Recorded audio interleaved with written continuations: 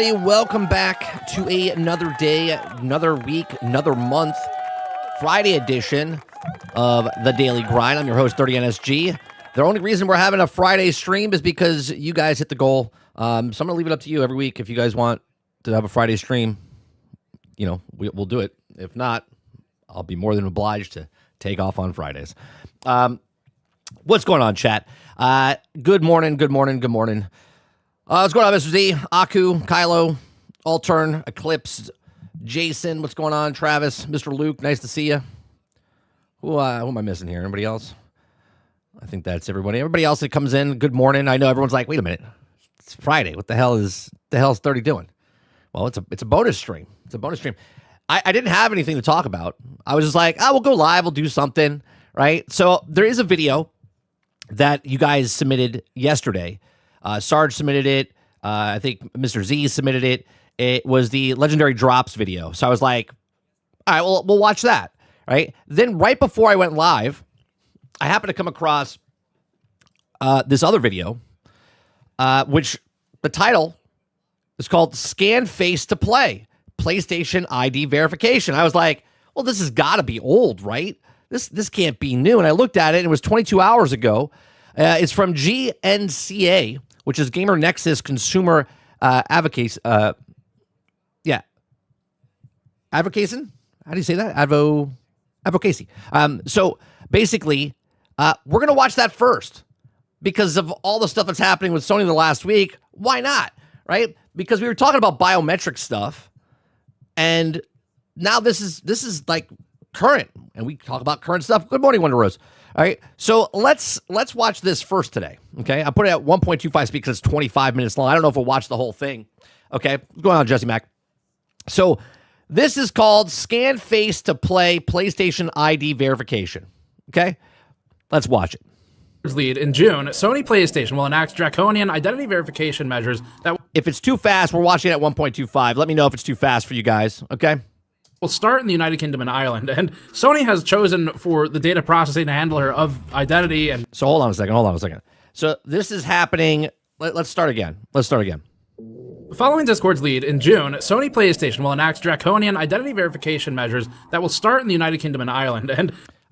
So it starts in the United Kingdom and Ireland. So this is my neighbor's house is on fire. Doesn't affect us yet over here in the States or North America, I should say. Okay? And now Steve here is going to explain to us why we should probably be worried, right? Sony has chosen for the data processing handler of identity and facial scans a company that has some concerning things in its privacy policy.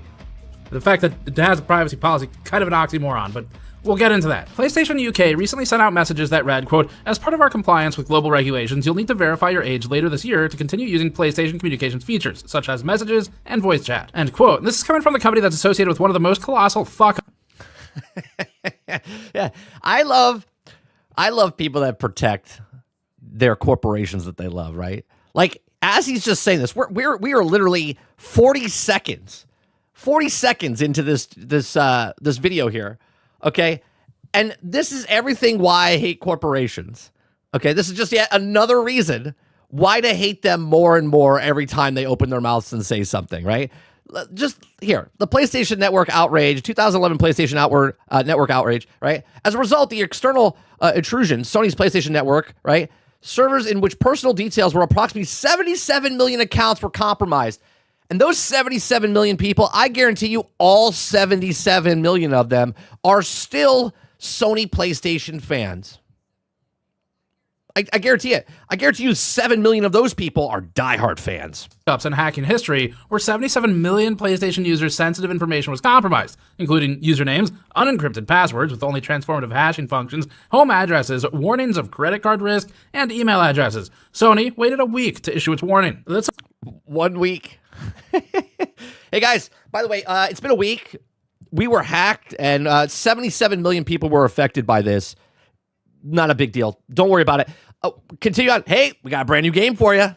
Brand new game. Not trust inspiring for Sony. And they're dressing up identity verification as age verification to ease the acceptance. Sony is passing the buck for identity handling to Yoti, a digital identity company that... Well, don't want to take full credit here, right? Let's hand it over to Yoti. that was fined by the Spanish Data Protection Agency for what the agency says was unlawfully processing biometric data and failing to comply with data storage limitation requirements. Good start. Then that's the company that's going to process your identity. Right, the ones that leak your identity. But please continue. Keep giving your money to these corporations. Play video games. If those who live in the UK and all right, I just want to play video games. You know what was really nice back in the old days when you went to arcades? It only cost me $0.25. And you could call that microtransactions, but I didn't have to biometric anything. I just got $0.25, put it in the machine, and I got to play a video game. I didn't have to own the video game. I just played the video game. It was a box, put $0.25 in, played it. Nothing else. Now, I got to link stuff to it. I got to put my email. I got to put my face scan, all of this other stuff. Ireland don't comply with Sony's measures, those users will specifically lose out on voice chat, text chat messaging, the ability to join parties. You may not be able to use, right? May not be able to use communication features on PlayStation consoles, PlayStation app, or web.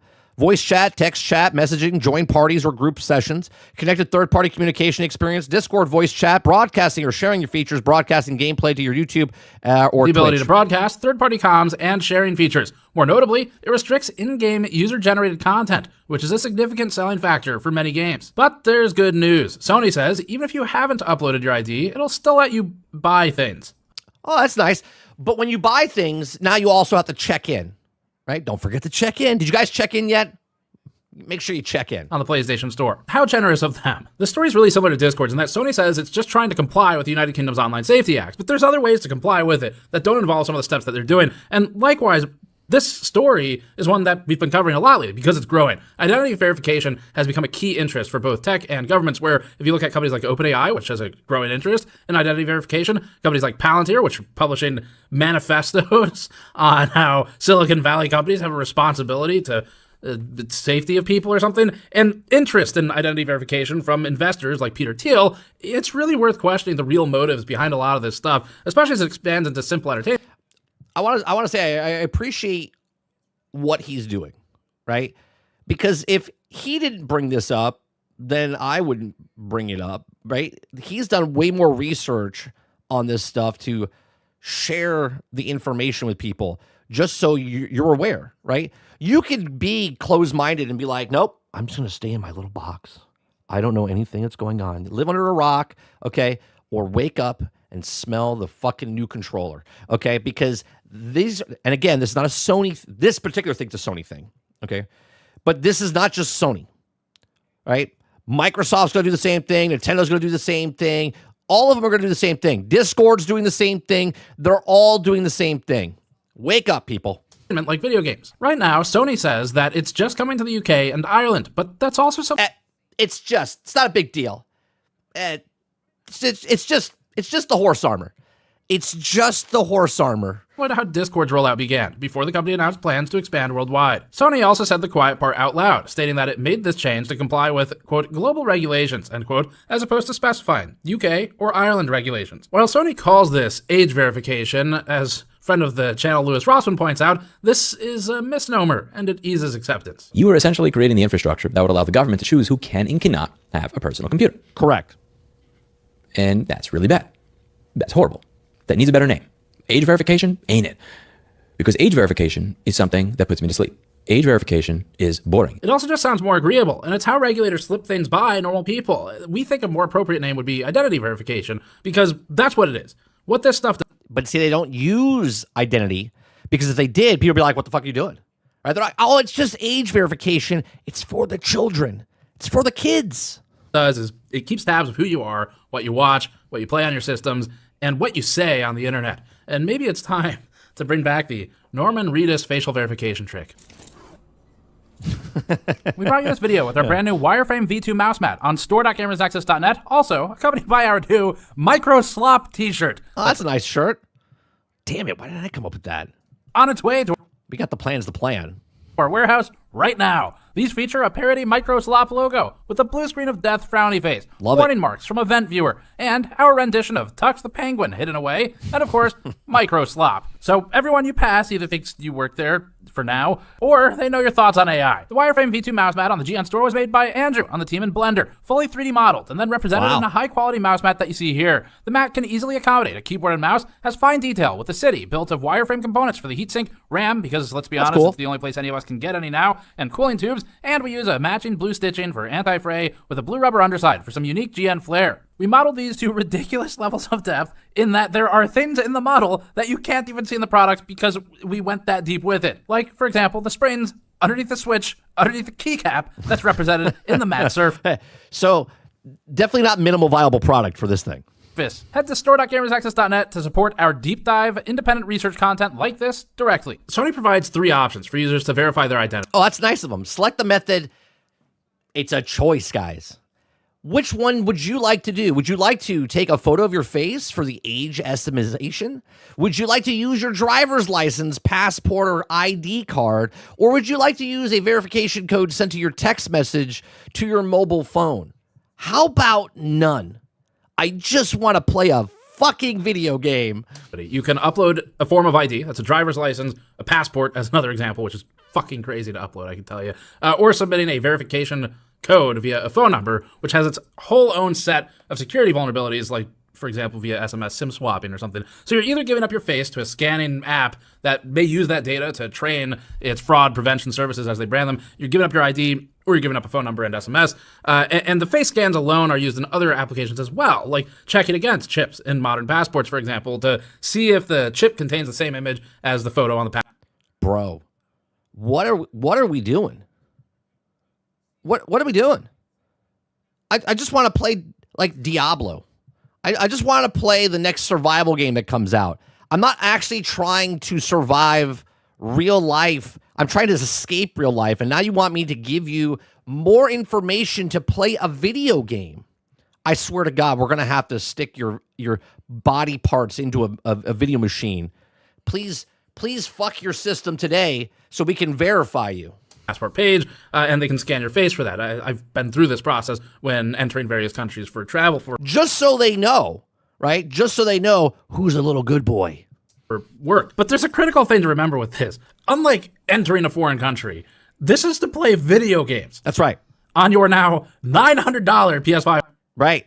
Not only is it to play video games, but it's on the more expensive video game console that should have been less, not more. Pro, or over $1,000 if you buy a disc drive for it.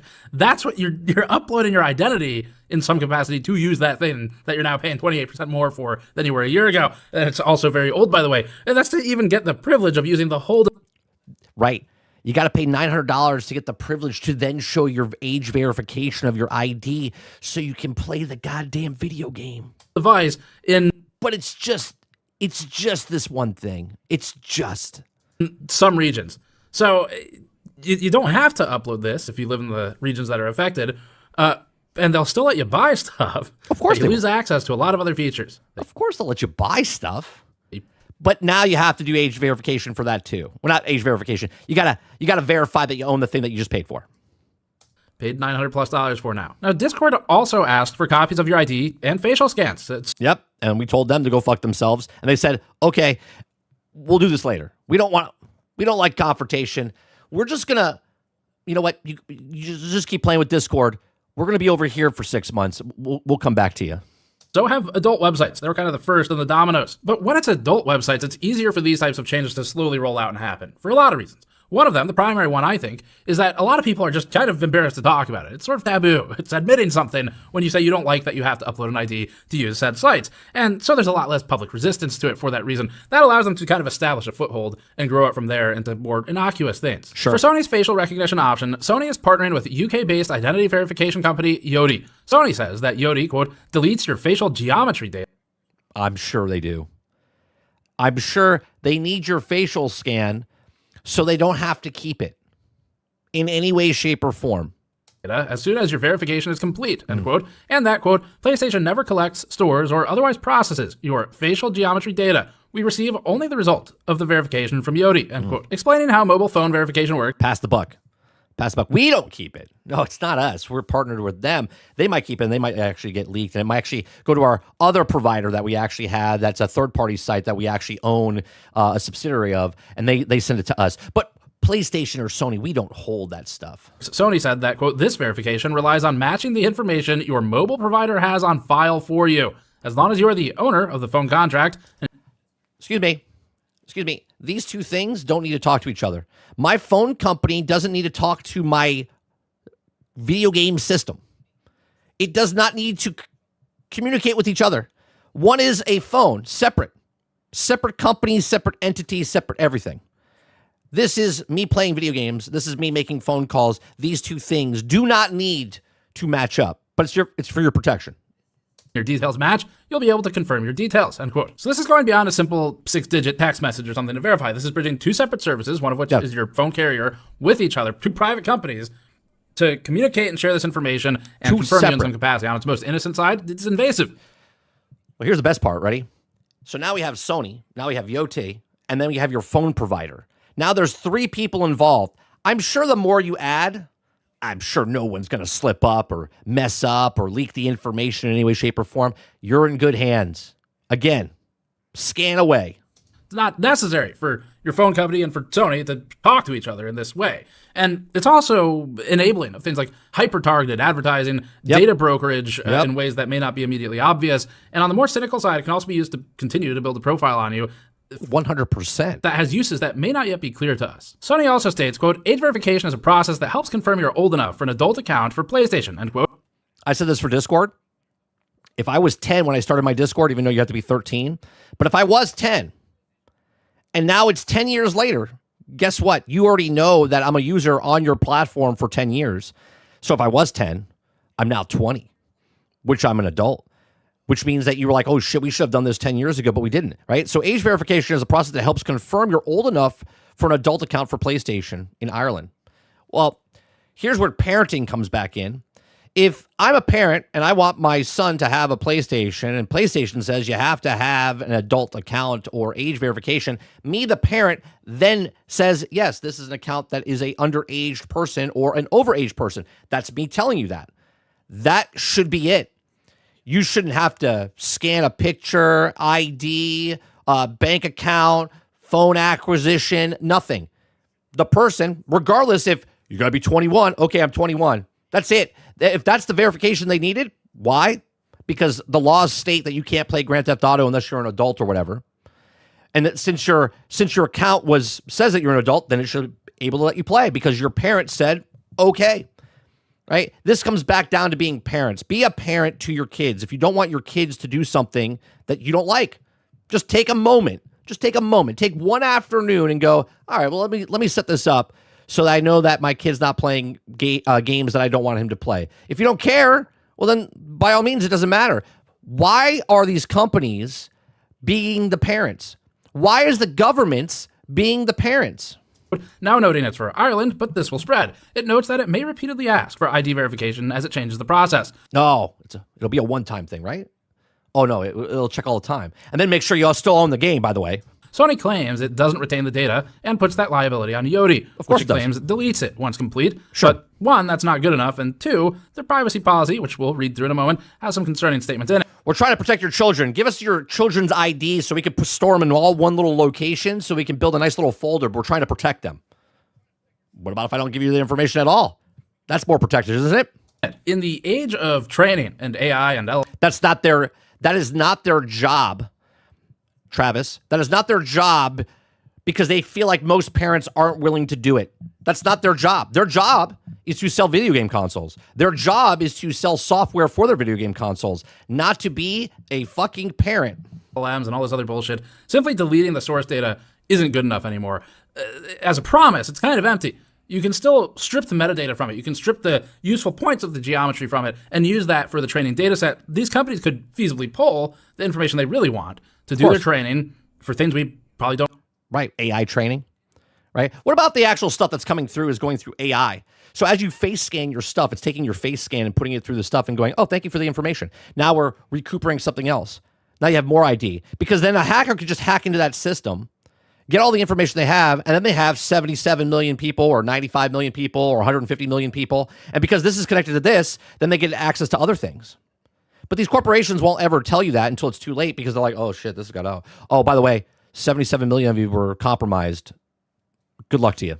don't really have a concept of yet, and aggregated into those training data sets. It could also be used in disaggregate, depending on how they manipulate the data to then, ultimately be able to still match their claim of deleting the thing you've uploaded. But PlayStation's identity verification is troubling for a lot of reasons. We've already talked about the issues surrounding facial age estimation in our Discord video, which, among other problems, can also discriminate based on race, gender, disability, and also racial and gender bias. Studies show that facial recognition technology is biased. The error rate for light-skinned men is a 0.8% compared to 34.7% for darker-skinned women. According to 2018 study titled Gender Shades, it says that the tested by the federal government concluded the technology works best on middle-aged white men.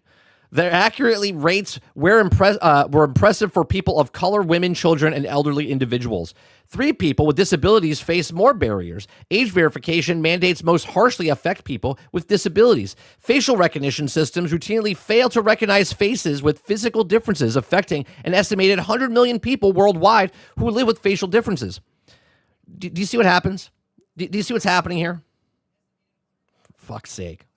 Just be used maliciously in the event of a breach, we think. It also just isn't even always right, even when you do comply with it. We were digging around for examples of this, and in one example we found, a Reddit user on the Blue Sky Social subreddit specifically called out Yodi. We know what's going to happen here. For not being able to correctly identify the age of the user and identify that they are an adult, and thus it disallowed them access to the social media platform as a result. Quote, so in the UK, they've chosen Yodi as the provider for age verification, which only offers 2 options to verify your age. Take a face scan or input a credit card. I thought the face scan would be pretty straightforward, but to my surprise, it failed to identify me as an adult. Well, that's the best part. Ready? So you put your face on there. It says, oh, sorry, it doesn't work. So now you're like, the facial scan didn't work, even though it did. It did work, right? But it says it doesn't work. It's like, can you put your credit card in? Oh, yeah, sure.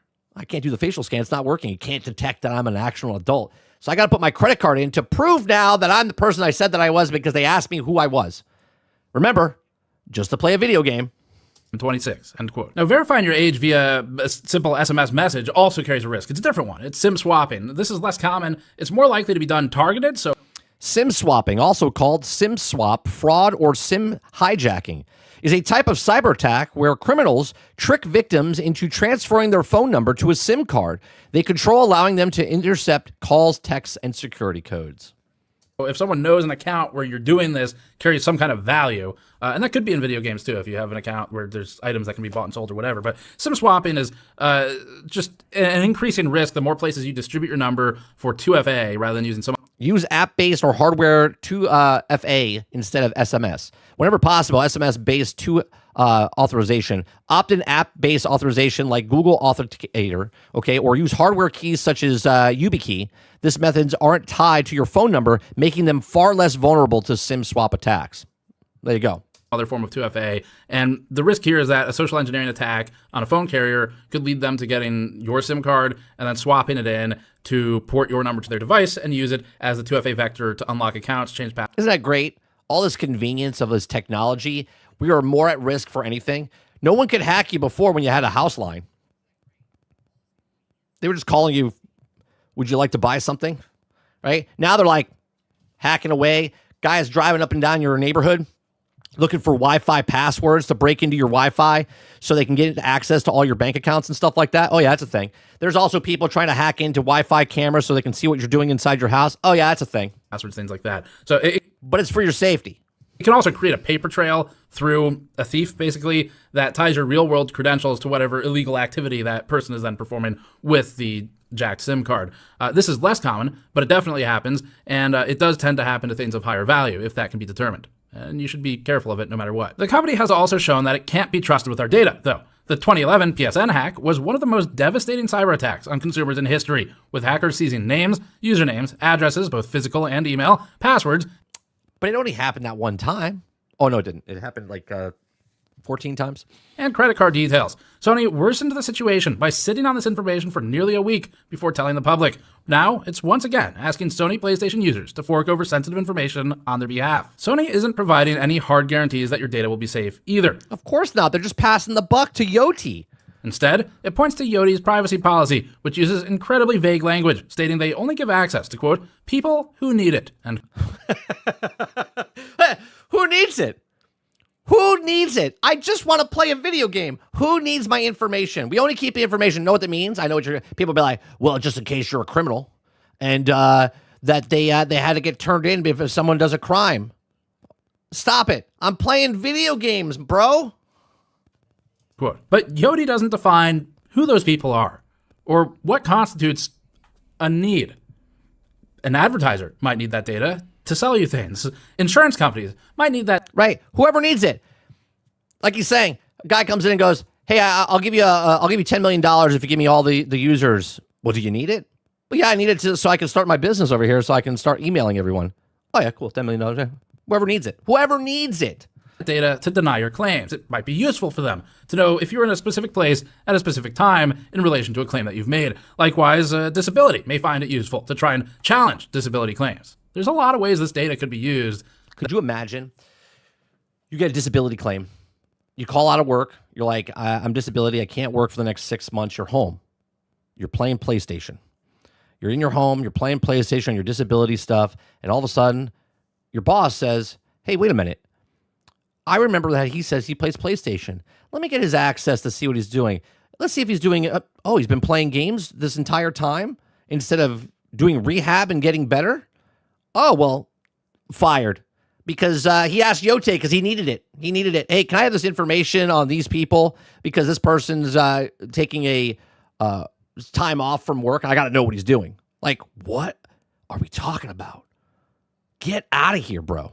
That aren't immediately obvious from a pure video gaming console standpoint. Yoti holds information such as your name, date of birth, gender, and nationality. And while it says that it holds, quote, all of your personal information in a secure data center in the UK, end quote, in March, the Spanish Data Protection Agency fined Yoti 950,000 euros and alleged 3 GDPR violations that included, quote, unlawful processing of biometric data, invalid consent mechanisms, and failure to comply with storage. This is the company that Sony said we're going to partner with. This was the best solution for Sony. Limitation requirements, end quote. According to Biometric Update, the Spanish agency found that Yoti's data retention was, quote, excessive, end quote. The Spanish Data Protection Agency specifically cited that Yoti stores 5 years of geolocation data on its users. It goes beyond a simple age verification process. Why do they need to hold that information that long? Why do they need the information at all? When it becomes 5 years of your whereabouts. There's no need to expand and add more vectors for your geolocation than already exist, like the phone carriers. I mean, just because that data might already be possessed by one company, it's not a good reason to be without care that other companies also want access to that type of thing. Now, we're not saying that they're taking that geo data for the PlayStation. Probably it exists. But you can't say for sure they're not. Though, I mean, it's a non-mobile device. They've got the IP address you're connecting through if you're on the internet. But that is something that this company has already been found to be doing. That's correct. At least alleged by the Spanish Data Protection Agency. While Yoti started in 2014, it didn't post its first profit month until March 2025, which happens to be the first month. I'm sorry. 2014 is when they started, and they did their first profit 9 years later? It didn't post its first profit month until March 2025, which happens to be the first month that the controversial UK Online Safety Act, which pushes draconian identity verification measures within the UK, went into effect. On LinkedIn, Yoti co-founder and CEO Robin Toombs reflected on the news, quote, I'm pleased to share that Yoti has grown revenues in March 2025 78% year on year from 40,100 British pounds daily average to 71,500 British pounds daily average. We forecast another year of strong revenue growth, primarily driven by both our existing and recently signed global customers using primarily more of our ID and age checking services across the world. We expect some UK revenue growth this year as more businesses comply with the Online Safety Act, end quote. These companies stand to make a fortune as governments force more people to upload a form. Oh yeah, Rex. No, 100%. You should do it, right? They want you to put your face in a baseball game or the football game and all these other games. They're like, you're in the game. Nah, bro, I don't want to be in the game. I just want to play my game. I don't want to be in the game. I just want to play the game. I don't want age identification. I don't want you tracking me. I don't need to check in, right? I just want to buy the thing, leave me the fuck alone, and I just want to play the thing. That's it. That's all I want to do. Why are these companies like this, bro? Why are they like this? Why do they have to keep pushing the envelope a little bit more? A little bit more. They just need just a little bit. Again, I called it the other day. the check-in of your video game from Sony that everyone's like, it's a nothing burger, is the one step of it's just the horse armor. It's just the horse armor, right? It's Phil Spencer saying it's just 4 games, right? It's just 4 games. It's just the horse armor. It's just $2. It's just your life. It's just your ID. Don't worry. Just hand it over. It's okay. Even though they already got your stuff.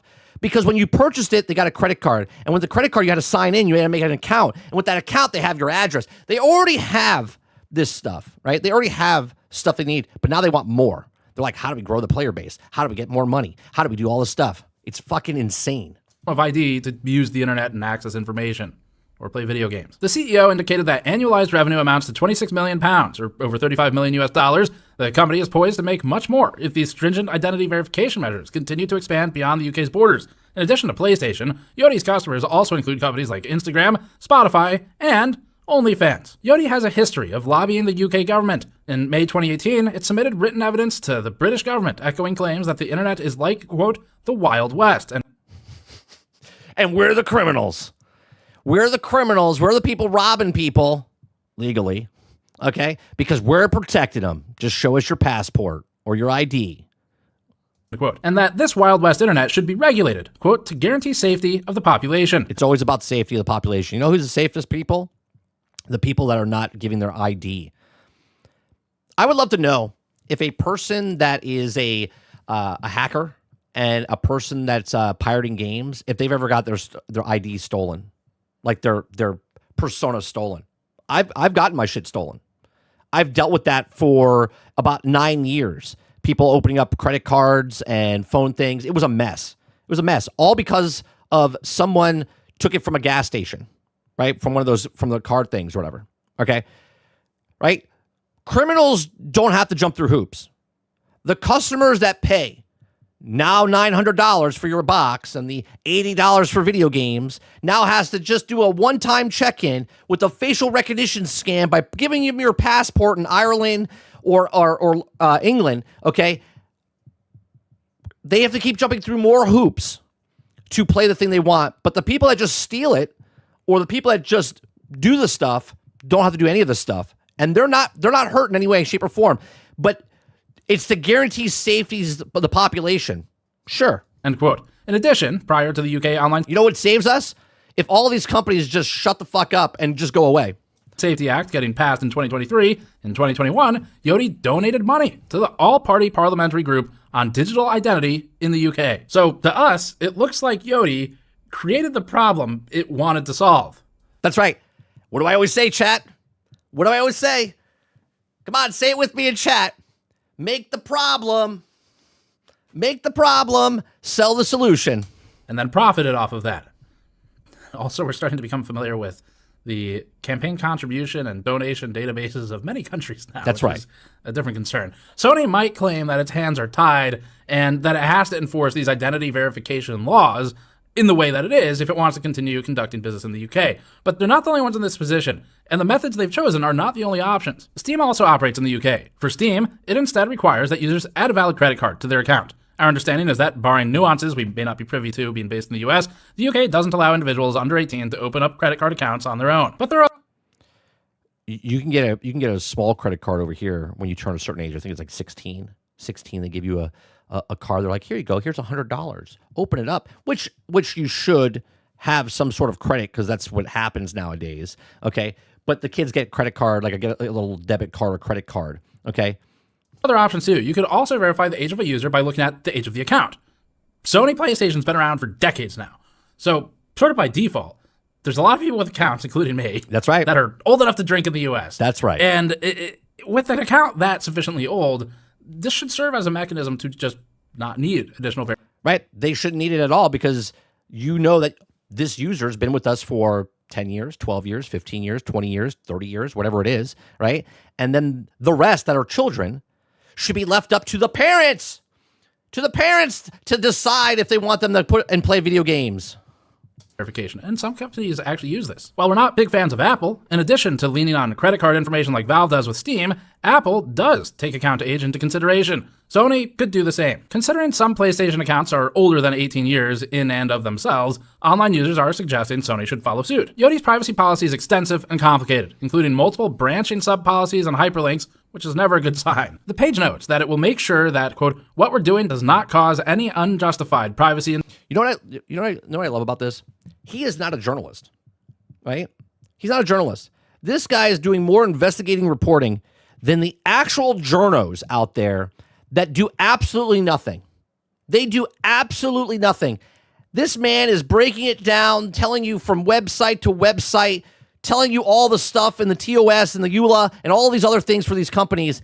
Not one fucking word is spoken by an actual company that writes articles about industry stuff. Intrusion, end quote, not defining what a justification might be. It also says that it may use non-sensitive data to test its fraud prevention. Again, not defining exactly what that means or if it includes yours. They note that Creative Commons 0 or CC0 videos from Vimeo are being used to train anti-spoofing, inducting content uploaded in some instances possibly a decade or... Appreciate you checking in, Jason. You're good for the next... You're good for the next 30 days. more prior, before this type of use would have been considered. CC0 was released in 2009. Yoti also notes that it keeps information relating to B2B marketing campaigns. But don't worry, it does say it's, quote, obliged to carry out some due diligence, end quote. Some is exactly the non-specific amount of due diligence that I would hope for. Although Sony says it doesn't retain your data, Yoti may or may not, depending on the platform and the... I love that. Yoti deletes your facial geometry data as soon as your verification is complete. PlayStation never collects this, or stores otherwise processes your facial geometry data. We receive only the results of verification from Yote. Sure. Terms. In one section on retention, the company says, quote, if you have a digital ID... Appreciate it, Blanky. You're good for the next 30 days. We will keep your information until you delete your account. Inactive accounts are deleted after 3 years of inactivity, end quote. It also says that it will share your... Let me just mark you down right here. Yeah, okay. We got Jason checked in. Okay. We got Blanky checked in. Good. All right. Information to, quote, verify your details with trusted third parties, end quote. Again, without defining them. Yoti says it doesn't sell the information, but... No, but they'll give it to anybody that asks. Who needs it? I'm sorry, whoever needs it. But that leaves a lot of other options open, like trading or training. While PlayStation's identity verification will be relegated to the UK and Ireland for now, we would bet, like Discord, Sony would look to push this initiative beyond those borders. There could be valuable contracts for identity verification services with companies that have exchanges that we're not creatively evil enough to comprehend what... Right, to even think of what they're actually doing with the stuff. The value might be at this stage. It's a slippery slope. It also reminds us of a bipartisan bill that was recently proposed. I'm gonna need your banking routing number, Altern, and a passport picture. Yeah, if you could just send that. Let me give you information. Just put it on Twitter. Just direct message me on Twitter. Yeah, fucking stupid, man. People are retarded. They are. Proposed by the U.S. Congress on April 13th. It's titled the, quote, Parents Decide Act. That's right. Parents decide. I don't even know what this is, but I'm for it. Because that's what a parent does. End quote. And while that name sounds protective and innocuous, it follows the Citizens United and Patriot Act schools of thought, where draconian acts get propagandized names. The Parents Decide Act aims to require, quote, operating system providers to verify the age of any user of an operating system, end quote. No, I take that back. Actual parents decide if you want your kid to play video games. You get to decide if your kid wants to play a 13-plus game, a 15-plus game, an 18-plus game, right? Not the government, not the corporations. All the corporation has to do is sell. Look, a screwdriver is a screwdriver, right? A screwdriver is a screwdriver. A hammer is a hammer. What do you use a hammer for? You buy a hammer to hammer nails and hammer other things, maybe break something, okay? You could use a hammer as a weapon. Am I supposed to get identified now? Is the hammer company supposed to get photo ID for someone to be able to use a hammer that's old enough to use a hammer so they don't hurt themselves? Get out of here, bro. Like, just make the product. Make the hammer, okay? Make the hammer. Make sure it's a good hammer that I can actually hit whatever I want with it, okay? If it's a nail, if it's a piece of wood, whatever it is, right? The screwdriver works. I can actually screw stuff in it, okay? Like, make the tool. And let me decide what I want to use the tool for. Make the console. What's the console for, chat? Chat, the console's to play video games.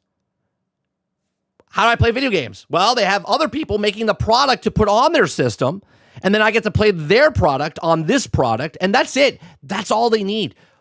Why in the world do they need all of this information? All of these companies need to go. Someone needs to open a brand new company that says Just Console. That's what it should be called. Just Console. Buy our console. That's all it is. We don't care what you do with the console. You could use it as a doorstop. You could use it as a coaster. You could use it to play video games. We won't ever ask you for your identity. We won't not ask you for anything. It's just a console. You could do what you want with it. And it defines operating system as, quote, software that supports the basic functions of a computer, mobile device, or any other general purpose computing device, end quote. Not only might this definition encompass video game consoles, or maybe BIOS, who the fuck knows, but PCs and mobile phones as well. It would also allow third parties to access users' age. If the bill passes, it would seemingly operate on an honor system for now, so to some extent, why bother? But this comes back to the slippery slope, where once one of these things gets passed and in the door, it's a lot easier to amend it later. 100%. When someone shoves their foot in the door and the door stays open, everyone's like, and they all squeeze in. Incorporate more aggressive forms of identity verification. If the government... It's just one check-in. It's just one check-in. Then it's just one scan. Then it's just one credit card. Government would require operating systems to verify identities. I do too. I'll be honest, Z. I want to say, I want to be like, I want to like flow my hair. It would incentivize a centralized vault full of valuable information to attackers. This would mirror the structural failure of the credit reporting system in the United States, where companies like Equifax were allowed to hoard a treasure trove of consumer data with only 2 real competitors, which resulted in the disastrous 2017 Equifax breach that led to roughly 148 million Americans getting their sensitive data compromised. In many cases, the class action suit paid out under $10 US for a lifetime of credit fraud following you to the grave. Or the potential for it, anyway. While the UK and many states in the US already push draconian identity verification. Well, he's in his 20s, Eclipse. I don't know how old you are. He's in his 20s. He says he's 26, I believe. That's why his hair is still full. Tactics, users have generally had access to competing products and services, or VPNs, that would allow them to circumvent these measures. As far as the competing products and services go, there's a lot of monopolies out there. So there's going to be restrictions on how many of those you have. I mean, Sony PlayStation, what are you going to do? Go to Xbox? Okay, yeah, that's funny. Let me rewind that. Yeah. How many of those you have? I mean, Sony PlayStation, what are you going to do? Go to Xbox? Okay, that was mean. I'm sorry. There are other risks, though, too. VPNs, for example, if you're not careful with your selection of them, some of them store... I think he's 26. I think so. But you see, he does all this news. That's why he's got gray hair. He's like, Jesus Christ, this world sucks. Or information tied to your account that could be looked at. Maybe he's 36. I don't know. By parties you're not privy to. It might just be the VPN provider. Maybe they don't actively look at it, but it's information that's stored. There are VPNs that specialize in privacy. You can build your own VPN. That's a whole separate topic. But the point is, each sort of solution has its own problems and potentially new... Eclipse says, I'm 36. Well, then I'm sorry. risks with it, depending on what it is. And with Sony pushing this for PlayStation, the only thing you can really effectively do as a consumer to speak out against this is to vote with your wallet and to not purchase your games, or at least your online games, on the PlayStation. People need to understand more of this, right? Doesn't matter what all these companies do. The way it gets fixed is where you hit them where it hurts, and that's the money. They want to be greedy. All we have to do is not give them what they want, right? You know how an actor doesn't get work? You don't watch the movie. If you don't watch the movie of the actor in the movie, they're like, that actor sucks. We're not going to give them another role, right? Out of sight, out of mind. If you want things to change, if you truly, truly want things to get changed and fixed, if you care, if you don't care, then don't worry about it. Just keep your blinders on, keep going forward, keep supporting the companies that take your information, sell your information, and just keep coming back to get more from you, okay? If you truly want to make a difference, stop buying the things. Stop buying the PlayStation Pluses, the Game Passes, the Nintendo things. Stop buying the games day one. Stop pre-ordering. Just let them sit there and go, well, our reports, our quarters are down. That's 5%. Then it's 15%. It's down 25%. It's down 50%. And it just keeps going down. And you sit there and you're like, yeah, waiting. Fuck your age verification. Fuck your face verification. Fuck all of this.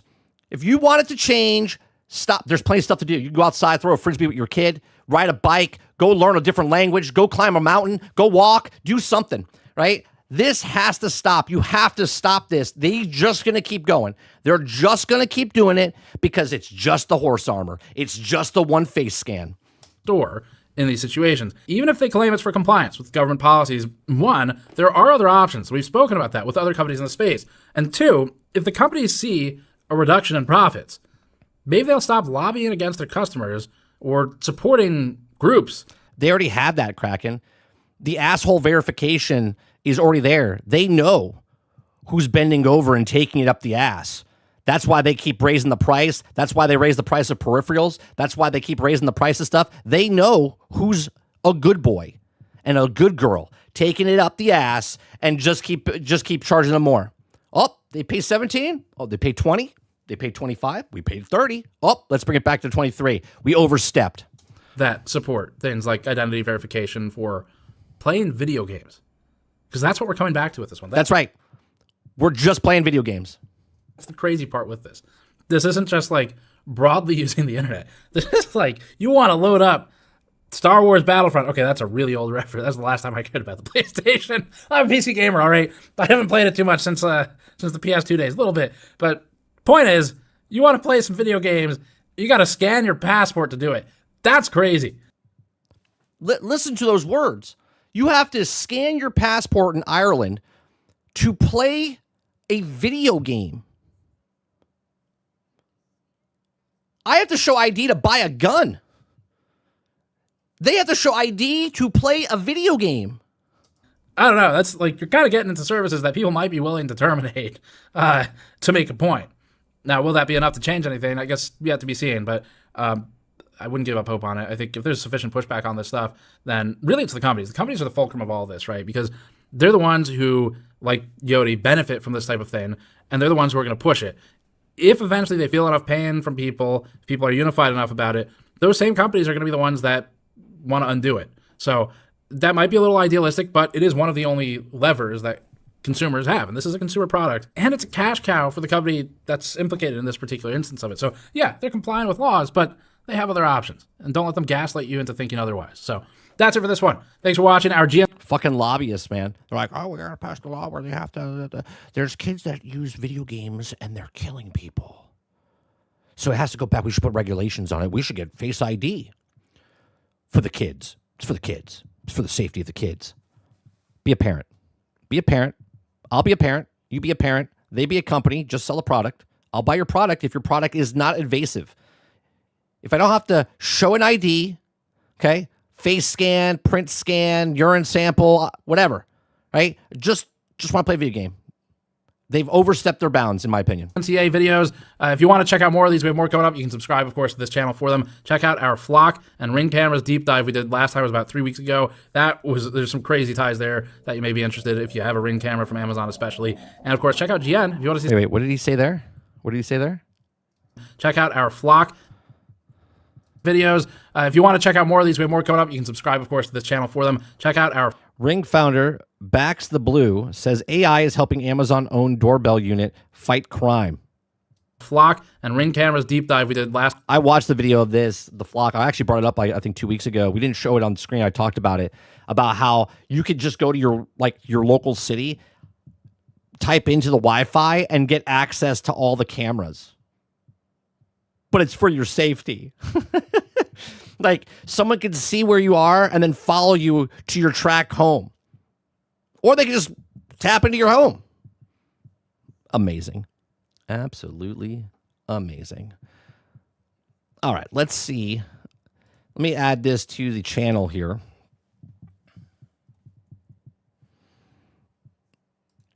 So go check out their channel. GNCA Investigates. That's in the description down below. Go give it a like. Go give it a sub. That's crazy, dude. Freaking crazy. Again, it's not a big deal. It's a nothing burger, as the people taking something down the throat would say.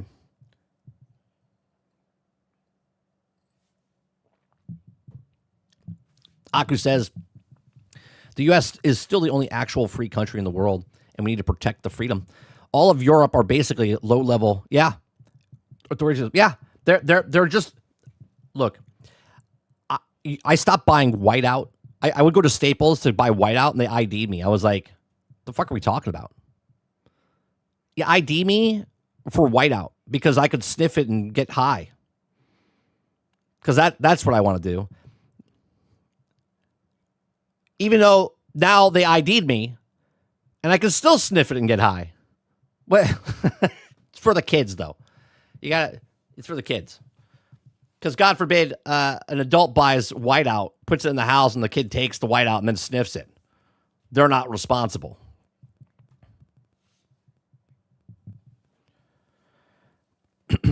Mr. G says, "Where's all the Xbox first? So it's their fault, Cope."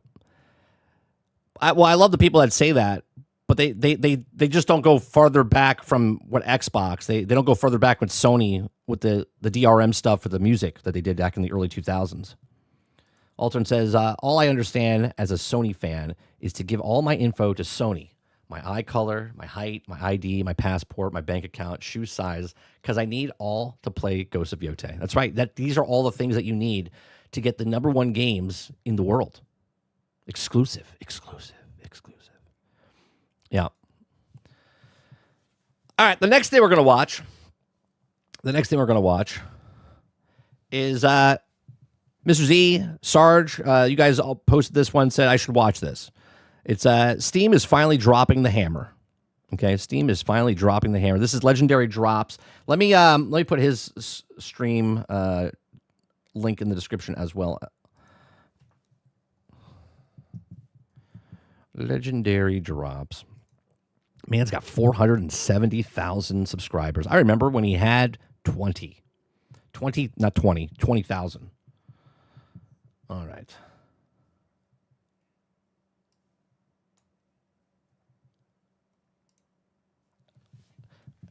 All right, let's watch this. If you guys like what we do this Monday through Thursday. Friday's a bonus stream because you guys hit the goal for the week.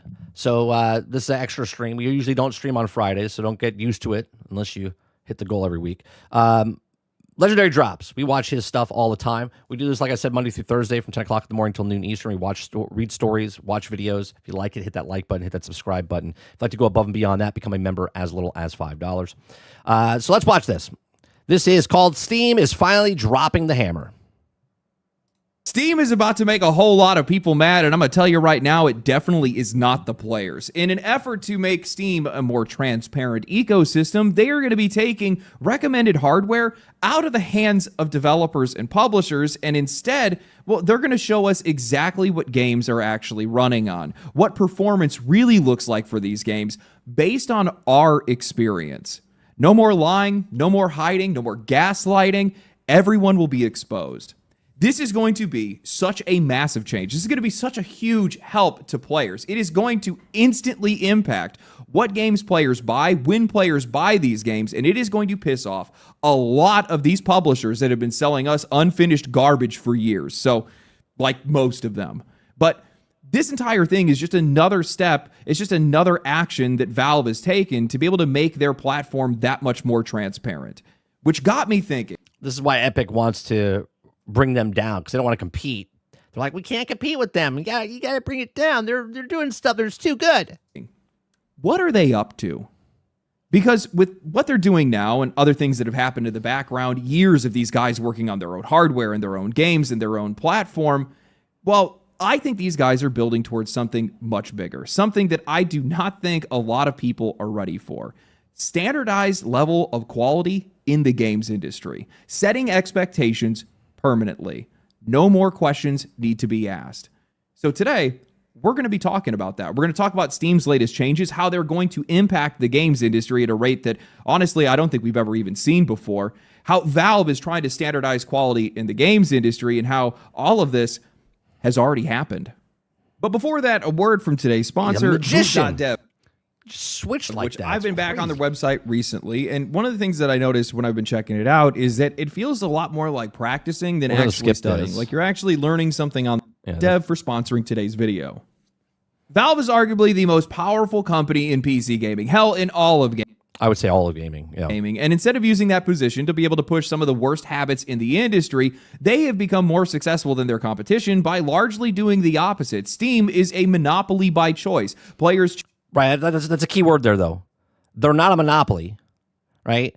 But they're a monopoly by choice by the people. Now, here's the thing.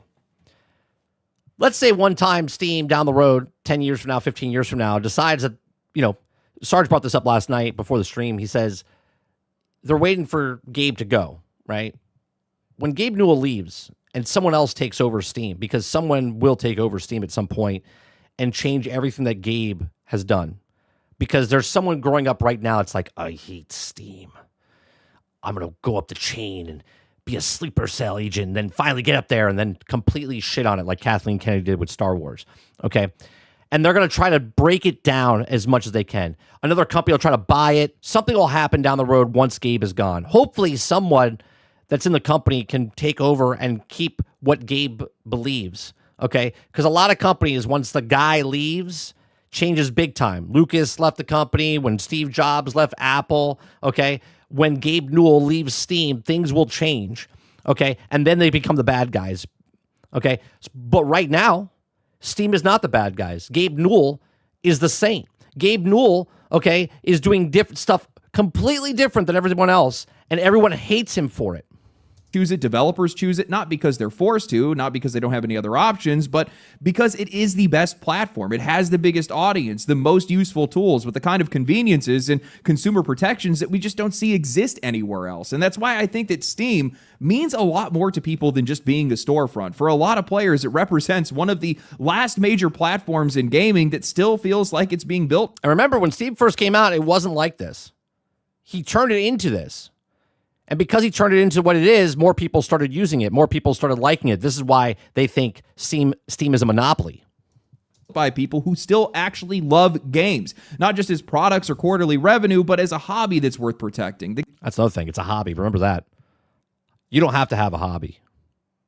You can get a different hobby, by the way. Games, the people who make them, and the people who play them. And lately, it feels like Valve doesn't just want to be the better example anymore. They want to set a standard.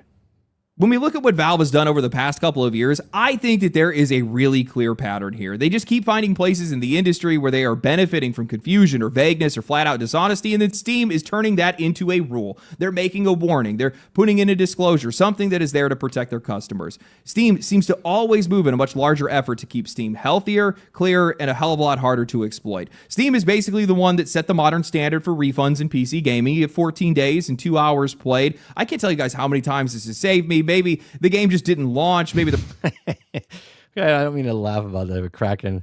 He says, when Gabe dies, I'll finally go outside. The recommended specs were a fantasy and the game just runs like shit, or maybe there was just no demo, so I just tried it and realized, yeah, you know what, this just isn't for me. Refunds are always fast, sometimes immediate.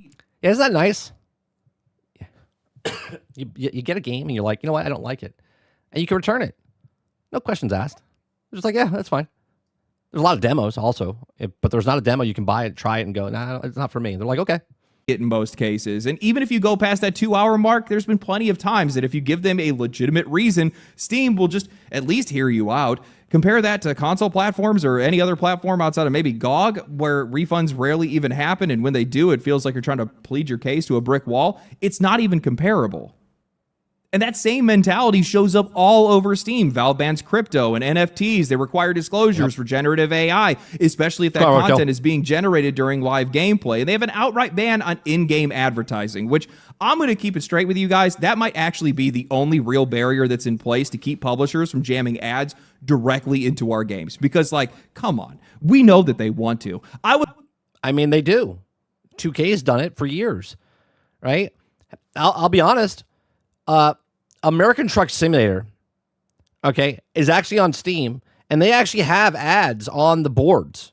Like, as you're driving down through the towns and stuff like that, there's trucking companies that have actual ads on the billboards inside the game, but it's part of the game. It's not like it's moving or doing anything else, but they're literally actual companies trying to find truck drivers, and they advertise inside the actual trucking game. Now, I don't know if that's good or bad, but they do allow advertisements, but they allow them in such a way that it's not what NBA 2K is doing. I was watching the Diablo 4 campfire chat for their latest expansion, and in the middle of it, Blizzard kept advertising a Diablo 4 themed Jackson guitar, Diablo 4 branded candy, Diablo 4 branded Fanta, and whatever else these guys could fit in. That's outside of the game. This is the version that these guys can get away with right now. They can't do that on their own platform. Because they most likely cannot magically get away with it on Steam. So, they just don't do it because it's just too damn obvious. Steam's rule is keeping these guys in line right now. And in 2024, Valve went after another thing that players have been burned by for years now. Promised content, DLC, expansion, season passes, all of the stuff that publishers absolutely love to sell to us before. Did you guys see the story? I posted it in our Discord earlier today. Maybe we'll talk about it after this. Okay. Battlefield 6 is now, you can pre-order the Battle Pass for an additional $14 on top of the 10 for $24. You can pre-order the Battle Pass before it comes out in the season. What the fuck are we talking about? Pre-ordering a Battle Pass now. They cannot be stopped. The only way these people stop is if you stop purchasing their games. It actually exists. Well, Steam now requires those developers to describe that content, provide a release window, and stick to it. And if they can't deliver, well, then they have to communicate with Valve or issue refunds. And if they don't, well, then Steam's going to step in and they're going to handle it themselves. This said, a massive precedent. Publishers got way too comfortable taking our money up front, dangling future content in front of players, and then quietly dropping support for that game once it underperformed, or the roadmap just became a little bit too inconvenient for everything else that they were doing. Or they made a shit ton of money and they're like, we don't have to do any of this. Steam, we already made our money. Take the rest of the majority of the team away.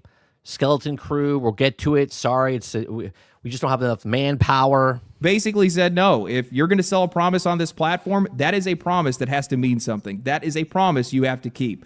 But apparently, that's not the only promise that Steam wants publishers to keep. One of the biggest issues that players face today, if not the biggest issue that we face today, is performance. It doesn't matter what publisher, what game, what price, or what hardware you're using, you're eventually... This is Microsoft Flight Sim, if you don't know. This is the new one. This is what happened. My son made fun of this. He goes, so my son loved, okay? Now, my son loves the Flight Sim. Loved the other one that came out in 2020. Was excited when 2024 came out, okay? He's 11. He's 11, right? I do the show in the morning when he's not here, so he doesn't hear me, like, bitch and moan about what's happening in the industry, right?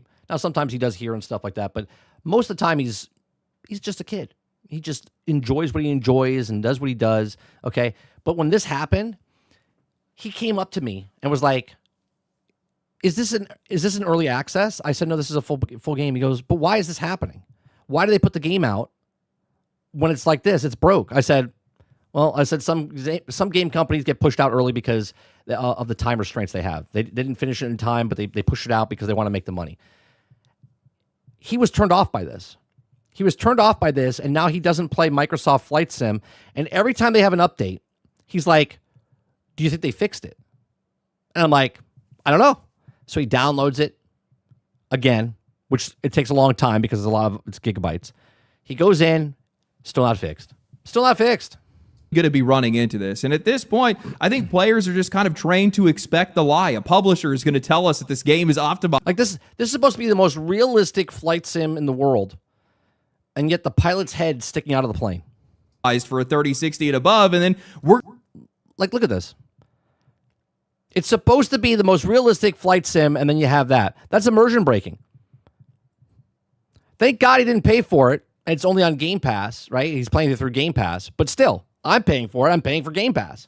You're eventually going to be running into this. And at this point, I think players are just kind of trained to expect the lie. A publisher is going to tell us that this game is optimized for a 3060 and above, and then we're going to immediately find out that it can barely even hold together on a 4080. And this is not just a PC problem. I realize I have some console viewers that are out there. These guys still tell you, oh, this game's going to run at 60, and it definitely doesn't. Performance issues have just become so common across the entire industry that even with high-profile releases, players are just bracing themselves for the excuses before the games even launch. When Starfield launched, I'm having fun, though.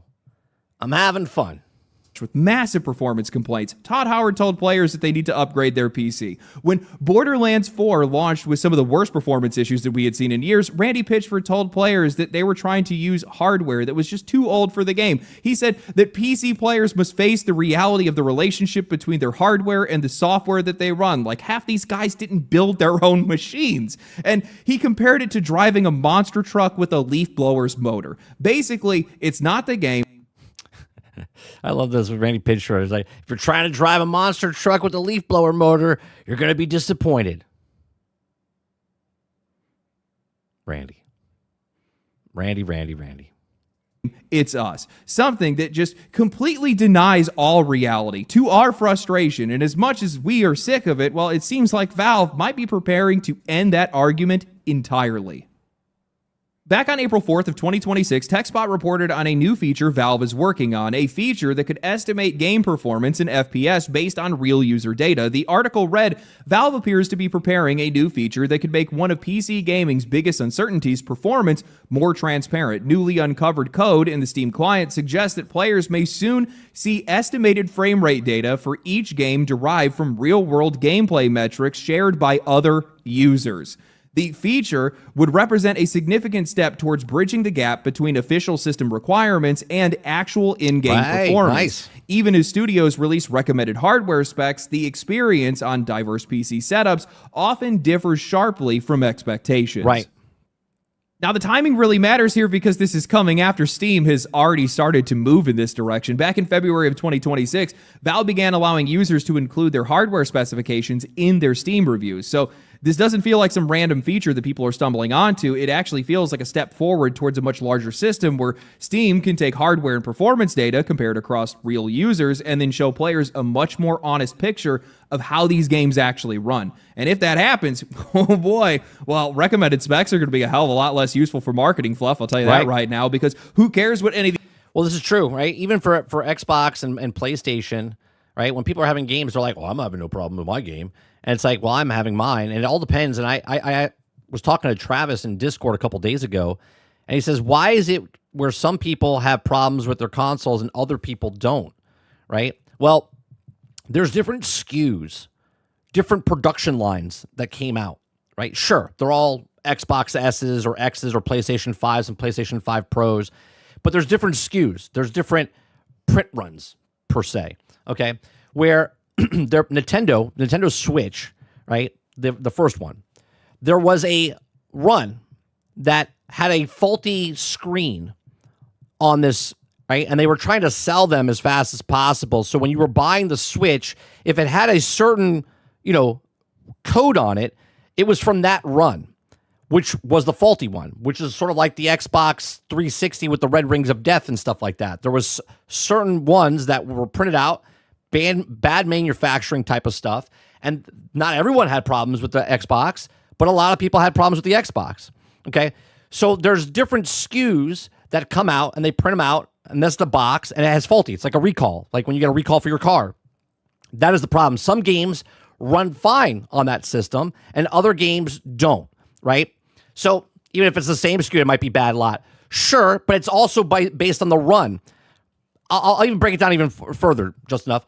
On the assembly line, as it goes through, the quality testing as it's going through, maybe the person that was putting the chip in or the laser that was coming down was just off by a little bit and the solder missed it, okay? Whoever's soldering the chip, and within the 1,000 consoles they were printing out that day or making manufacturing that day or week, there was 100 or 200 of them that were faulty because they weren't being checked, okay? So that's the problem, right? The point is, that's why there's sometimes the consoles are different than others. Usually it's, if I bought mine when the system first came out and you bought yours 8 months later, they're probably not the same run, right? And that's why some people are like, oh yeah, I'm having no problems. And other people are like, I'm having a problem. They might use different chips on the inside. They might use different quality type of materials on the inside. And this is why things happen like this. These publishers have to say, if I can go on Steam and I can see exactly how that is running for people with similar hardware to mine. This is such a massive shift. We actually have a platform that's out here collecting user data and using it for something that is actually useful or benefits the customer. Now, mind you, This is all optional. You don't have to opt into any of this if you don't want to. But they're not using your information to shove more ads in your face. They're not trying to sell your information to some third-party company so you get an inbox filled with junk mail or a bunch of scam calls from some guy pretending to be your bank. No, this is them using your data to be able to protect your purchases, hold publishers accountable, and make buying a game feel like a hell of a lot less of a gamble. Honestly, I'm kind of shocked that nothing like this has ever existed already. I mean, I guess I'm not all that shocked because these guys really do like to scam us, but man, this is just so obviously useful. Instead of getting gaslit by these vague specs and cherry-picked footage that were constantly shown, players can now see at first glance how this game is performing for everybody else. You can see whether on their actual graphics card, if someone buys it and they're like, yeah, on this system it ran like this, on this system it ran like that. They're also not asking for ID verification for this. You can just put your specs of your computer because you purchased the game. And then when you play the game, you're like, hey, do you want to share your computer specs? Yes. not this game is going to be up to par for the hardware that you have before you even spend the money. And out for developers, I've talked to a few of them. These guys are cheering this on, especially indie developers, because this doesn't just help the customers, it can save these smaller teams a ridiculous amount of money. Not every single studio can afford to have a third-party QA going across a mountain of different hardware configurations. Not every team can fill an office with a bunch of test machines just to get a partial idea of how that game is going to perform. But if Steam can surface real-world performance data from actual players, well, that gives these developers a hell of a lot clearer of a picture too. And for Valve, man, this is just smart. That's all I have to say. They don't publish their return numbers, but I would have to imagine that a massive amount of Steam refunds likely come from games just not performing the way that players probably expected. That game didn't run right, the specs were misleading, the player then spends an hour trying to fix it, and they finally just refund it. So a tool like this is going to help everyone. Players, because we're going to be able to make better buying decisions, developers, because they're going to get performance feedback, and Steam, because they're going to reduce a pretty sizable chunk of their own refund queue by preventing all these bad purchases before they even happen. Man, I really hope that people understand just how massive of a change this is going to be. It is going to be a huge disruption to the games industry. It is going to instantaneously impact the way that these companies approach recommended hardware, how they approach performance and optimization. When you have something that is this transparent, that is likely going to be just plastered right on the store page, you don't have an option. You have to optimize that game. Right, because right now, let me back up. Right now, if it says minimum, minimum recommended, right? You're like, I had that card, but is it going to run? Because it's the minimum, but you don't know. Now you'll know exactly. I have this card. I have this chip. That person has it. It ran fine. So not giving you 100%, but you're more informed and go, yeah, I'll buy this game because this person has the same setup as me and it worked for him, so I'm going to pick it up. Right? That's good information to have. Right on the store page. You don't have an option. You have to optimize that game. Otherwise, you're going to launch it with a scarlet letter before players even press buy. Right. If I'm Xbox or PlayStation and I was thinking about going exclusive, I'm definitely thinking about doing it now, that's for sure. No more guesswork. You're going to know exactly what you're buying. And also, as a byproduct, we're going to know immediately who the real problem is. That's true as well, because now you can't pass the buck. You have to optimize for the actual thing. Like right now, people are problems like, well, it's Bethesda's problem. No, it's PlayStation's problem. They're pointing the finger at each other because of Starfield. Now you would know. And with the long history that a lot of these companies have of pushing out games well before they were actually finished, it's going to be these publishers. For years now, these guys have been trying to push prices higher and higher, always trying to standardize a level of pricing that they want to be able to make, always expecting more from us without ever wanting Doing any more expectations on themselves. That's right. And in that time, these guys have never standardized a level of quality. Not a single time. No more. No. Now, these games have to come out complete or they have to come out truthful. Which I spoke about last night. About early access games. The difference between an early access game and a full-fledged game that comes out that's same as broke, right? You could say like Windrose is broke because it's not complete, right? But you're also know going into it that you're getting an early access game. And obviously Windrose is not really broke. It's just still being worked on, right? But there's missing features. Well, there's missing features in games like Battlefield and missing features in games like Cyberpunk and No Man's Sky when it came out. right? And now early access tells you, hey, we're not complete. We're giving you a discount, and they're earning your trust based on giving you a discount, going, here's the product. And Windrose is a polished game for an early access game. Where a game comes out like Battlefield 6, 5 studios, 4 years, it comes out, everyone's like, it's still got issues like Battlefield 2042. And they're like, we'll get to it. We'll get to it later. That's early access, but you're paying full price for that, right? Now, with this will hold them responsible. You had to put it out, and you will know if it's broke. Which is it going to be? I can't imagine they're going to like either one. I can't tell you guys how ecstatic I am over this. This is one of the greatest changes that I've ever seen in the games industry in many, many years. And it's something that nobody can fight. It's just good for the players. It's good for the games. It's good for developers. It's good for the industry. It's healthy overall. Yep. The only people it's not healthy for are the people that are trying to scam people. That's it. Valve isn't standardizing the games industry by trying to ask these companies and these publishers to be better. No, instead, they're just making excuses impossible to sell. I love it. It's beautiful business. And while I really appreciate what Valve is doing and what they're trying to push towards right now, the real question is, what are they up to? I would love, and it's not going to happen, but because Steam makes so much money per person, per company, it's like 365 people there, and they make over like 1 million, 1.5 million, whatever it is per person. It'd be very interesting. I've talked about this in the past. If the Steam machine came out at a very, very discounted rate, or they do sort of like what an early access game does. If you buy the console now, maybe if you pre-order, okay? Now, the problem with this is there's hackers, or not hackers, scalpers and stuff that purchase it. Maybe they only allow it to one per person or something like that, right? But if you have the Steam machine at a cheaper price, they would devastate the industry, because not only are they're losing money on the console, of course, but they're eating that cost for the trust value that you're putting in. You're like, this is a good product. We're giving it to you early. If you're an early adopter to this, we're going to give it to you at this price. By this date, it's going to go up, right? At this date, it's going to go up. And when it goes up, then it's the normal price, and now they'll make money off of that. But if you're an early adopter and you get the thing early, they know they're going to make the money off of you, because you're going to be buying video games left and right. And they get 30% of all video games that come off of that. And they'll make their money back, and the goodwill that they get from that, going, this is why Steam is a better company.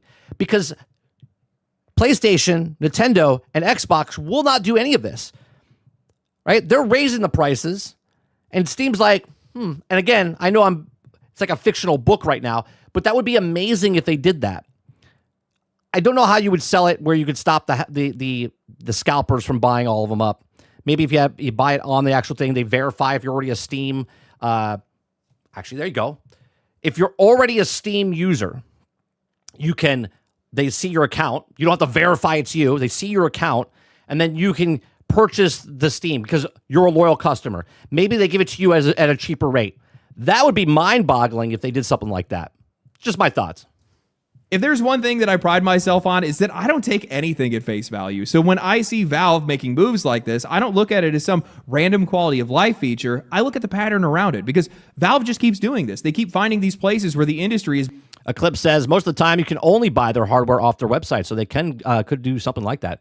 It'd be very interesting, because it would make a lot, like as Ron says, Steam Machine has the opportunity to make some noise, but price is key. If they could do the goodwill, like if I already own, this is really a perfect opportunity for them. If I already own a PC, right? I'm not in the market for the Steam Machine. I'm not. But if they can give me a discount way under what the other consoles are going for, because I'm already a Steam user, you're like, well, I got to buy it. Even if you buy it and then sell it to somebody else, right? You're going to buy it early, which it just incentivizes people to go, I'm going to support this company because this company respects me. Do you know what I mean?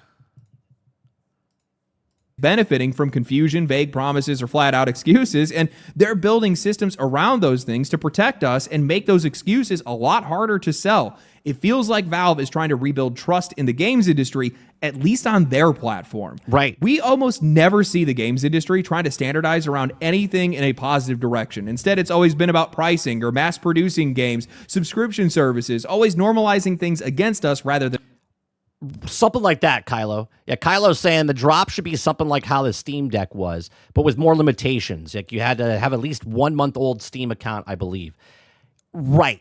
So all of a sudden the hackers are not just, or the, I keep saying hackers, scalpers just don't buy it up. Not to say that Scalper doesn't have a Steam account that's 10 years old or something like that, but something along the lines. Like if you have a Steam account, you can only buy one, right? Maybe two or whatever it is. Now I understand someone could have multiple accounts, but multiple accounts at that, whatever limitation they put, would stop the scalping. And for us, because, well, they make a hell of a lot more money doing the opposite. And we have definitely never seen these guys try to standardize around a level of quality, well, except for once. We used to have the Nintendo seal of quality. It existed because consumer trust had completely collapsed after the video game crash in 1983. That seal had read, "This seal has your assurance that Nintendo has evaluated and approved the quality of this product." The point was pretty simple. If the game had that seal, it was supposed to function properly on Nintendo hardware. It told customers, this game works. But over time, we lost that. It changed. It went from the seal of quality to eventually becoming the official Nintendo seal because promising And that seal doesn't mean anything anymore. It's just an emblem.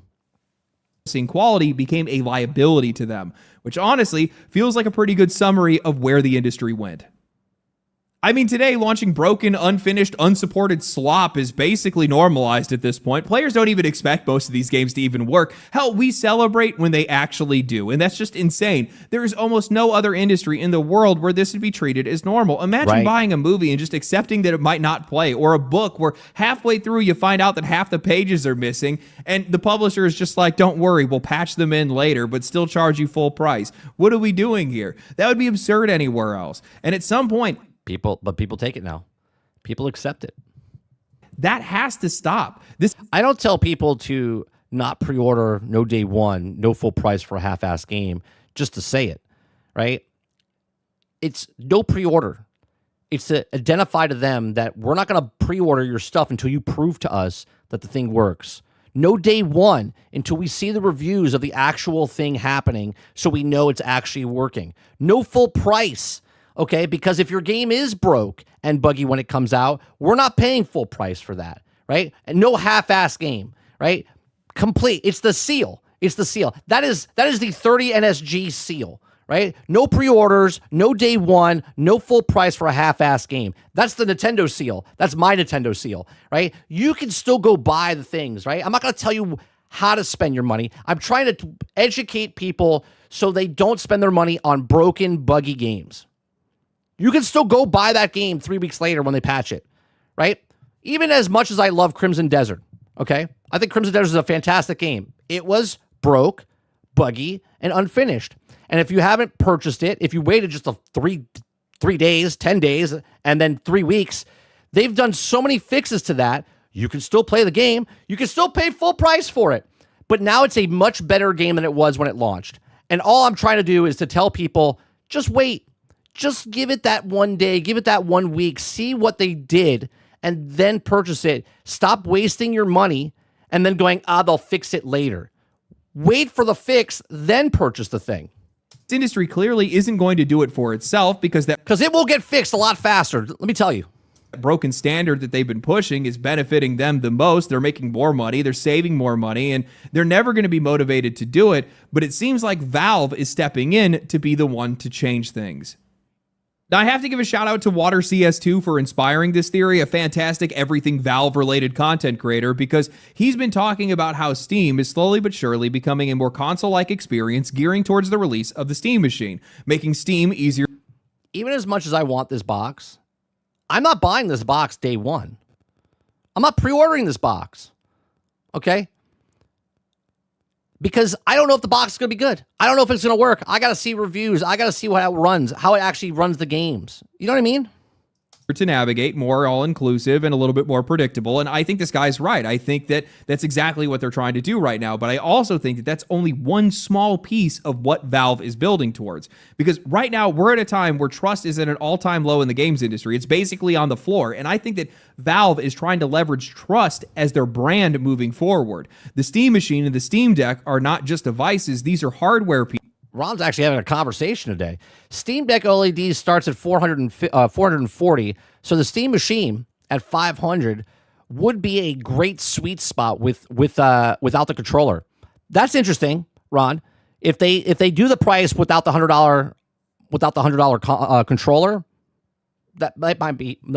I think a lot of people are saying 700, 800, but I'm on the offense here, right? I think they should go lower. I think Steam should come out and scare the living shit out of Nintendo, Xbox, right, and PlayStation. Because if they come out with this box and it's as good as they want it to be, and people can just start playing the Steam games, then all of a sudden PlayStation's like, what the fuck are we gonna do? Nintendo's like, oh shit, right? And that's gonna be a major disruptor in the console space, let alone the gaming space. Pieces in a much larger strategy that Valve is trying to use to create some type of standard around the Steam platform. I think that these guys are trying to certify the quality of games. And I think that we've already seen the early version of this with the Steam Deck. Yeah, but Argus, what I'm saying, right? And again, it's sci-fi, right? It's fantasy right now, okay? Is that if Steam eats the cost, if it's just, I don't know if you just got here, if you heard what I said earlier, right? If they eat the cost, and for the people that are longtime fans, people that have been with Steam for a long time, right? They already have a PC. But if they're up first to get these things, so the scalpers can't really get them, right? They control who gets it right away at a cheaper price. People would buy them. They would eat that cost, but they know they're going to make their money back from that. They know they're going to make their money back, right? Steam is a business, and I get that. They want to make money. They can make money up front and sell less units. Or they can sell it for cheaper, eat the cost of the system early on, and then build up the cost over time. And then later, down the road, more people buy it because now they have enough people with the console. They build up that goodwill. Other people see, they're like, oh man, did you see? The system's running really well and it's cheap. And they'll go buy it. They'll go buy that system over the Xbox. They'll go buy this system over the PlayStation. They'll go buy this system over a Nintendo because it's the cost. If it's a right price point, yes, Steam's losing money, but in the long run, they will make the money back. Verified. Technically, you can download just about any game on Steam and go ahead and play it on the Steam Deck, but that doesn't necessarily mean that all those games are going to play or even work well. Well, the way I look at it, just enough, and what you're saying is I like your idea, 30, but they need to get the non-PC users in for cheap. How did people become Star Trek fans, and how did people become Star Wars fans and Lord of the Rings fans? Think about it for a second. I'm a Star Wars fan. I love Star Wars. So I introduced Star Wars to my son. And now my son likes the original Star Wars. My son likes Lord of the Rings, right? Like, he likes that stuff because I, the person that was the fan, loved the thing so much, I introduced it to him. So now just look at it the same way as gamers. I love gaming. I would buy one of these things, and then I would put it in the house. And then my son would be able to play PC games on the console, on the Steam machine, right? The parents, right? The parents project onto their kids what they like, your sports teams, the movies, the music, right? They pick it up because you are a fan of that thing, and now you're sharing it because you believe in that thing, and then you share it with other people. That's how it grows, organically. Some games just don't support the controls. Others have text that's too small. Some of them have some weird settings that need to be changed. Some will technically launch but run so poorly that no normal person would ever say that it's playable. So Valve went and they made a simple badge system. They call it the Steam Deck verification. Verified games means that that game works well out of the box. You buy it, install it, and play it. No tinkering, no guessing. You know exactly what you're getting.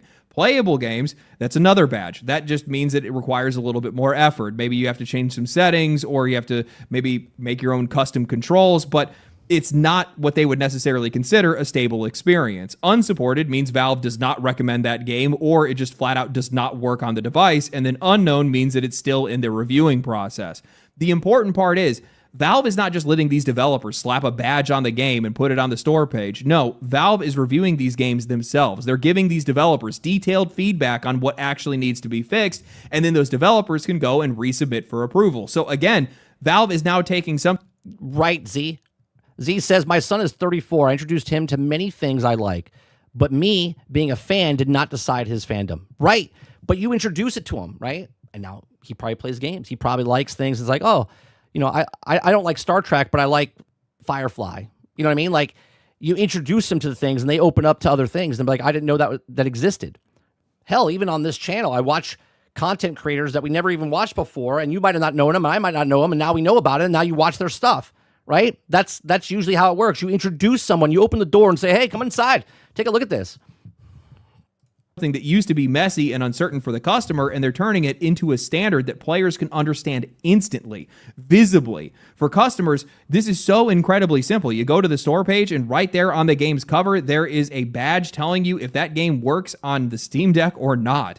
Something that is just entirely unheard of and under-discussed in the games industry. You do not have to actually dig through any forums. You don't got to search Reddit threads. You don't have to watch videos. You don't have to wonder whether or not you're going to spend money on something that is going to technically launch, but they need like 15 settings changes and a blood sacrifice to be able to work properly. You know what you're getting into before you even hit buy.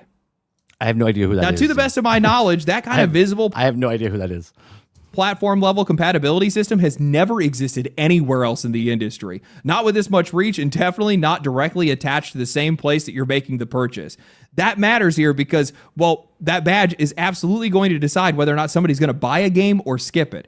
And while most of this right now has just been limited to the Steam Deck, it is true, just enough. Mr. Z, as he said the other day, he bought me lunch and he got the senior citizen discount. Valve is now building the exact same version of that same idea for the Steam machine. They've already told developers that... I'm sorry, Z. That's not true. That's not true. There is going to be a Steam machine verified. But if their game is Steam Deck verified, well, then it's going to be pre-approved for the Steam Deck verification because the Steam machine is more powerful hardware. But the implications of that go even further because if a game is already verified on the Steam machine and my PC is more powerful than the Steam machine... You think this guy, Legendary Drops, sounds like Hassan Piker? I don't know about that. Z says, I didn't even think to ask. Yeah. Well, next time. Then I can look at that badge and I can have a pretty good idea if I'm going to have any issues running that game. That gives the Steam machine value beyond the people who even go out and buy one. It now becomes a reference point for everybody else.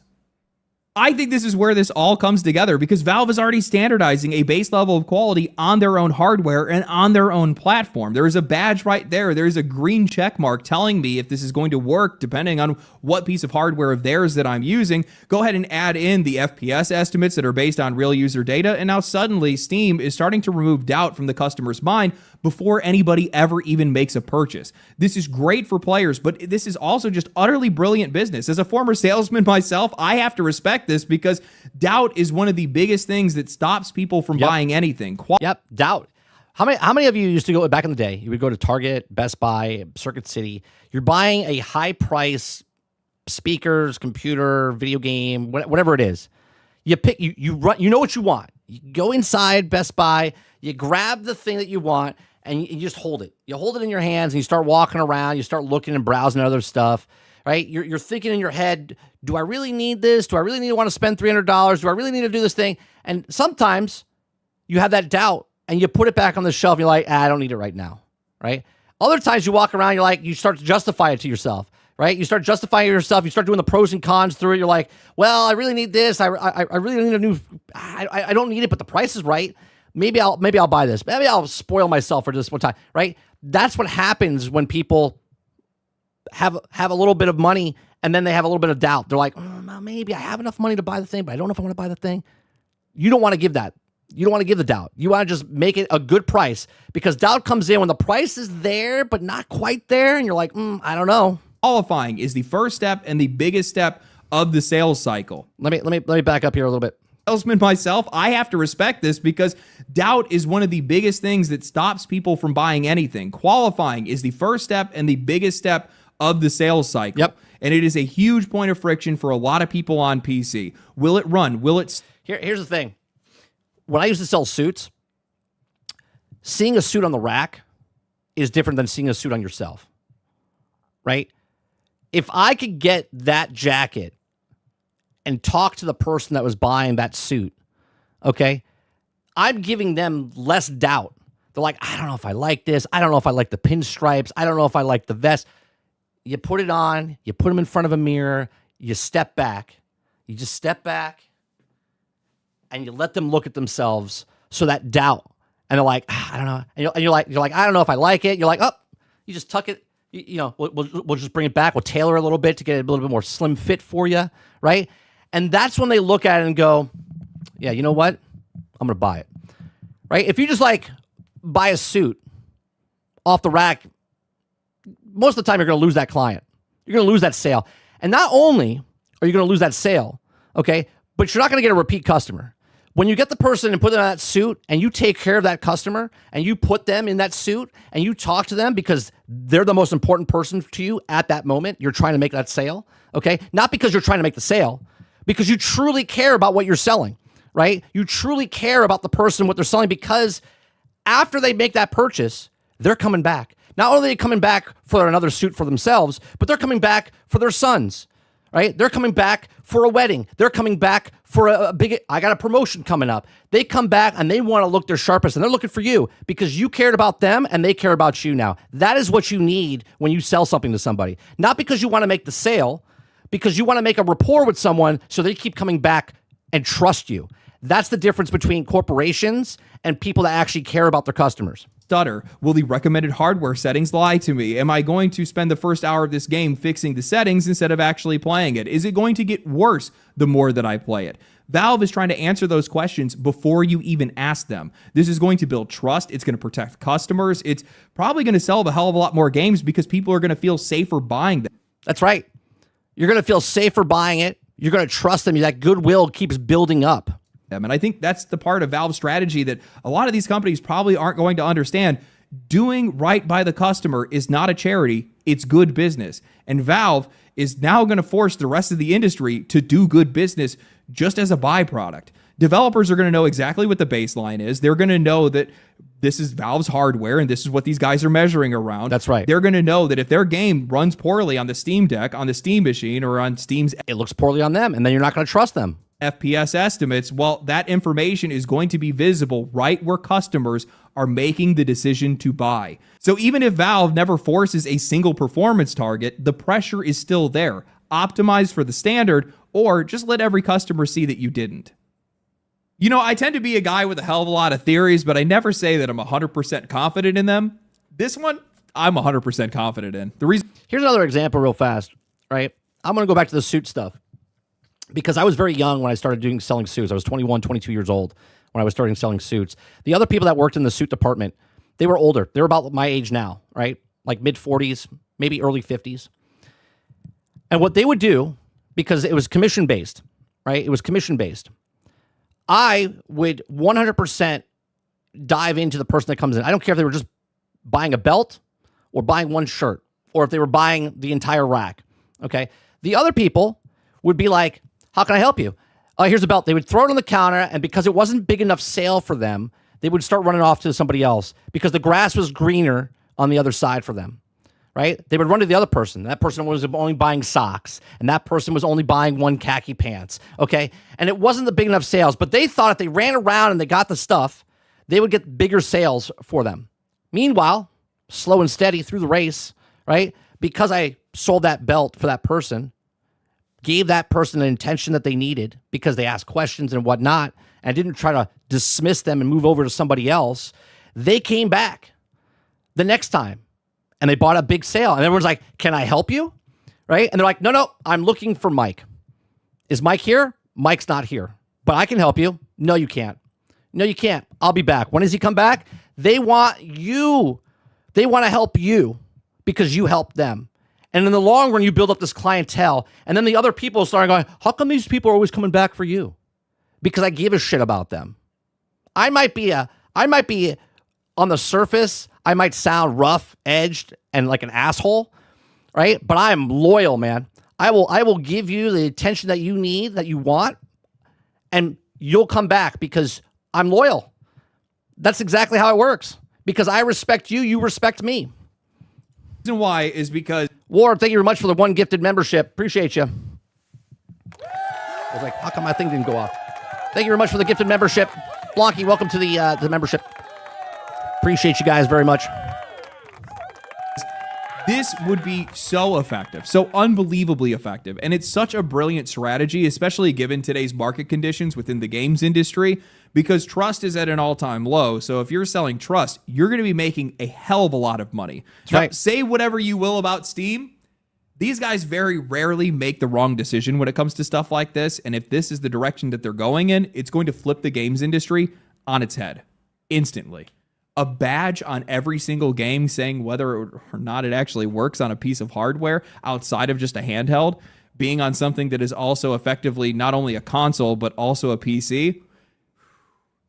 That's a big change, guys. That's a real big change. Now, I want you guys to keep in mind, to add more confidence to this, ever since they announced the Steam Machine, they have always been trying to temper people's expectations. It's never been about this being the most powerful piece of gaming hardware. Right. It's not about it being next gen or breakthrough or anything like that. It's about it being well made, well maintained, and reliable.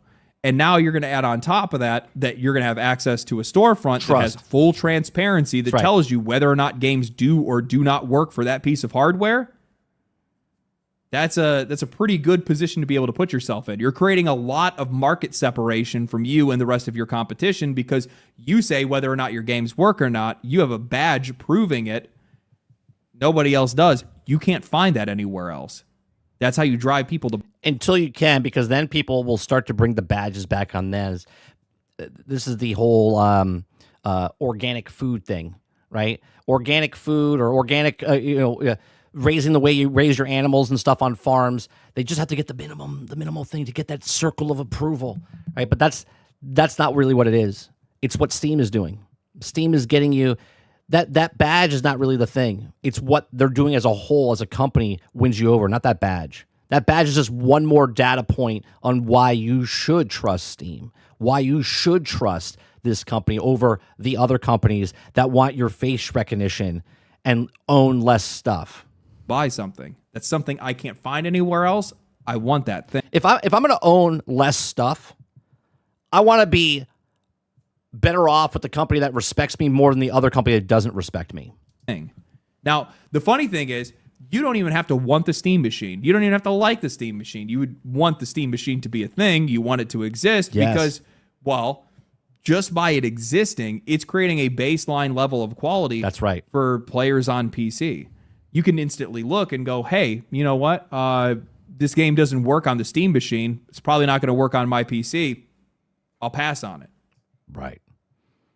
It's gonna be such a disruptor in the industry for consoles, for computers, whatever. You're gonna look at it. You're not buying a Steam Machine because you want to get the uncapped frames and 240 frames per second. You know what I mean? Like you're not getting it for the hertz or whatever. You're not getting it for all of that. You're getting it because the middle America or the middle of the world is in this mid range, and they built this for the mid range because the mid range is the biggest population of people that are playing games. If I'm using a 4080, 4090, or a 50 series card, but it's not working on a Steam Machine, it's definitely not going to be working for me, right? That's how that ends up working. But if you think about this for a second, isn't that what Xbox kind of did with the Xbox Series S to the X, and people were saying that it was holding it back, but if it ran on the S, then it would run on the X, right? You have to make it for the least common denominator, right? It's the same thing.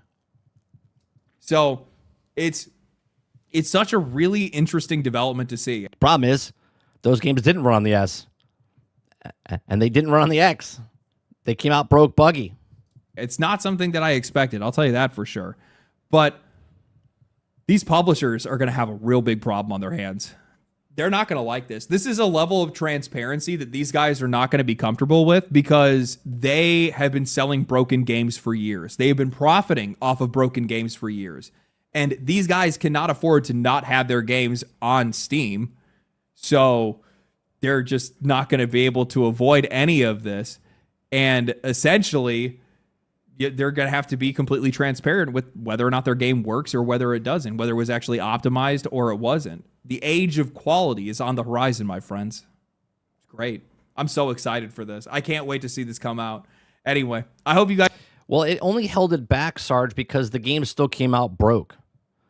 The difference between what I said about what the Steam machine is doing and what Xbox Series S did is there's no quality insurance. There is no thing to tell you that this game was going to run great on the S, but they built it for the S and it was still broke on the S, which means it was going to be broke for the X, right? Sure, it was holding it back because the quality of the thing, if they had something like this on Steam where they had to have the game, they had to have that quality seal to tell you that the game is actually working, then the S wouldn't have held anything back. You guys enjoyed the video. If you guys did enjoy the video, like the video, subscribe to the channel. Make sure that you guys comment down below. Let me know what you guys think about all of this. Do you guys think that I'm looking in the right direction? Are you excited for these new changes coming to Steam? Especially the Steam machine verified is just going to be utterly brutal for so many of these companies. 100%. So poetic. More transparency. That's all it is. More information for the customers. So there you go. Legendary Drops video down below. Hit the link, hit the like button. I like his style that he does. I like the style of the videos that he does. Good part is that at least the machine will have more power. Yeah. Yeah. It'll be very interesting to see. And again, the example I talked about with the other salesman selling suits is the other consoles out there, right? Everyone's like, oh, Sony's this and Xbox is this and Nintendo's this, but Steam is me in that scenario where they're dedicated to get the customers to be like, we might not be the most powerful system, we might not have the certain exclusive games, but we care about you. You're gonna know if you play a thing on this system, it's gonna be verified and it's gonna work really well on this system, right? There's also no online to pay. Like, you don't have to pay a membership to be online. You're just paying for your internet. There is no Xbox Online. There is no PlayStation Plus, right? You just get to play the games online. You're not paying an additional thing on top of that as well. All right, let me see what else is going on here.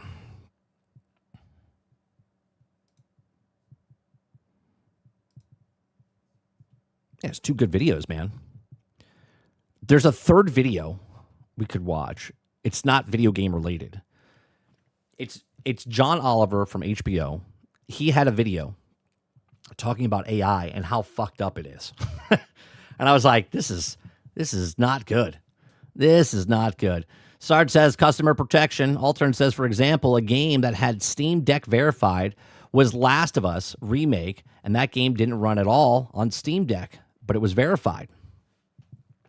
Blocky says, crazy that the consoles are still charging to play online. Argus says, I have GeForce Now Ultimate. I'll be able to use that on the Steam machine to play any PC game that comes to no matter how demanding, so I will not be worried about the machine itself not being the most... Right, now you're just worried about your internet connection, right? Powerful out of there. We already have a solution for that. Yeah, you just need a good internet connection. Do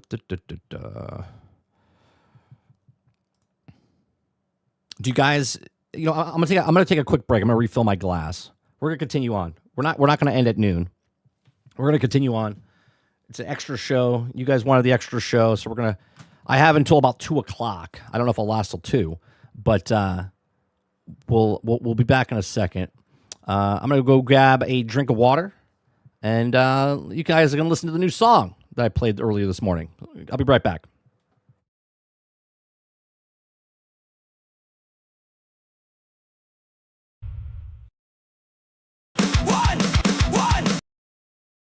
Spin it up, brand new game. Say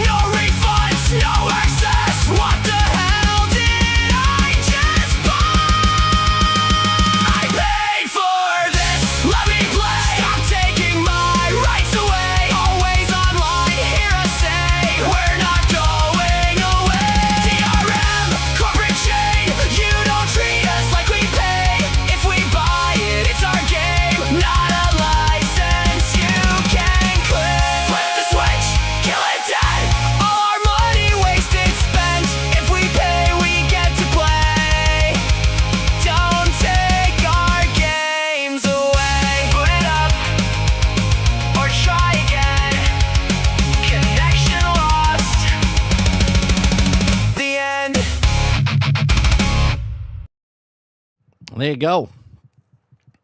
That's not up to download yet or anything. That's just, probably be up in like a week or so. All right. Later, Asher. I have fiber optic 1G Fios, so I'm doing good on the internet well. Nice. I wish I had that. Wish I had that. Jesse Mack says because of AI, the normal human race not having a single. Do you guys want to watch that video? It's pretty freaky. It's a long one, which is fine. I don't care.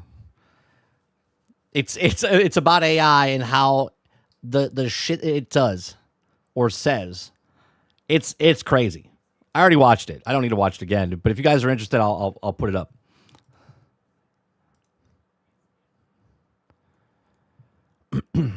Oh, to answer your thing, when you're the verified for Steam Deck now doesn't mean it's verified, meaning it's going to work properly. That's the difference. Them doing what they're doing now, what we just watched, is saying that is going to change where they're going to get the specs of the thing and then it'll tell you if it runs correctly. By just the humans playing the game, it'll be like, yeah, it's running on the system, right? Steam Deck verified just means it can run on the Steam Deck. It might be broke, buggy, and unfinished, but it's still verified that it works for the Steam Deck where other games are not. Doesn't mean it's not working or it is working. It just means it can be played on the Steam Deck. That's all that verified means for Steam Deck.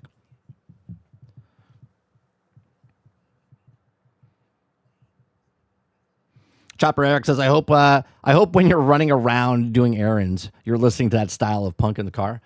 I listen to a bunch of stuff, man. What I love about the music I make and that I listen to when I literally listen to my playlist, because if I listen to a regular radio station, fucking commercials and all this other stuff, I listen to a playlist on Spotify. They play the same type of style of songs the entire time. You know what I mean?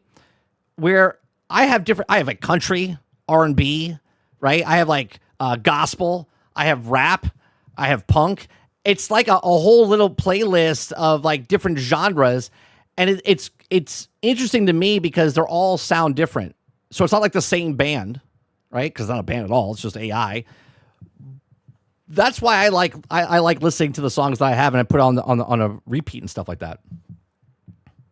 El Dente says Steam Deck verified, aka it didn't crash on the Steam Deck. That's right. Game can still be broke though.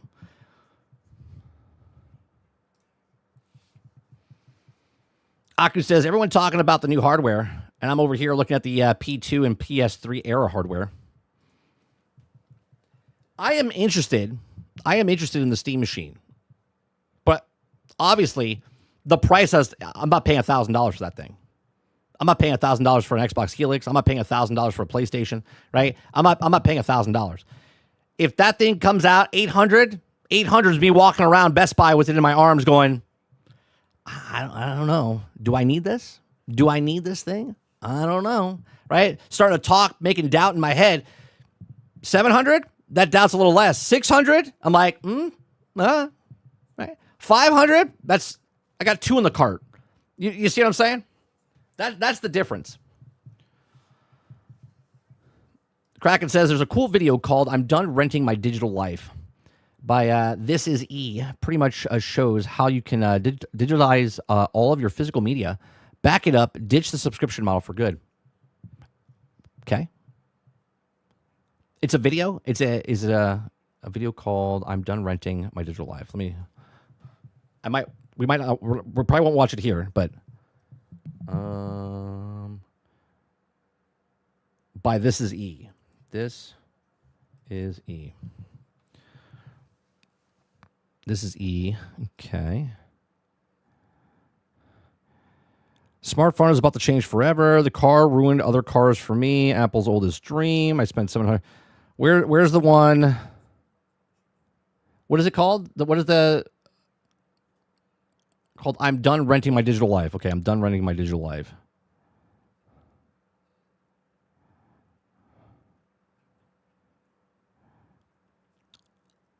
I'm gonna subscribe to him and I'll check it out later.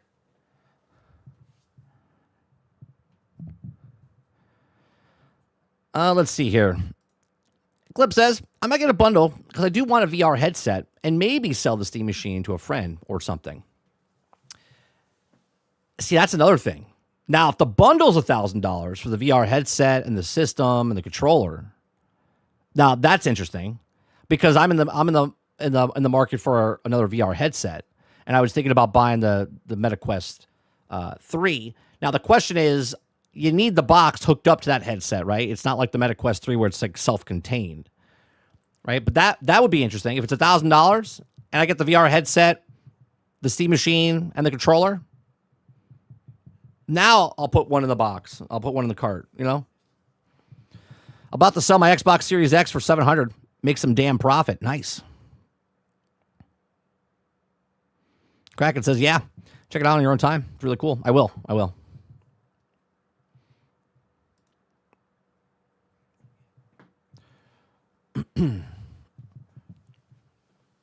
Yeah, I hope. Again, it's a dream. I know. Someone will watch this after the fact, like, this guy's crazy. There's no way they're coming out with it for 500, 600. I get you. I hear you. I know what you're saying. Okay? I'm just saying that if Steam wants to come in, not just come into the industry, into the console market, even though it's a PC, I get it, it's a PC, but they're going to make waves through the console market. Okay? If they just want to come in and be like, hey guys, don't mind us. We're just putting our box here, right? Cool. But if they want to make an entrance, they like, boom, I kick it open, and they're like, here we are, bitches. And they put it on the table, they slam it down, they're like, what the hell is that? Everyone's in the room's like, I want that. If they make some noise, PlayStation and Nintendo and Xbox will be like, oh shit, party's over, friends. We got the neighbor that came in, that's crazy fucking Gabe Newell coming in with the system. They can make a lot of noise. They can eat the cost, make profit long term, because again, they're making so much profit off each person, right? Even if they decide, they go, okay, we're going to sell the first 3 million units for cheaper and lose money on it because those 3 million units have to play this long to make the money back for those systems. Everybody else pays full price after these 3 million units. That's plausible. They could do it. Why not? PlayStation and Xbox just did it. They raised the price 5 years later. Why couldn't the Steam Machine come out at a cheaper price and then raise it 6 months, 8 months, 10 months later? They could.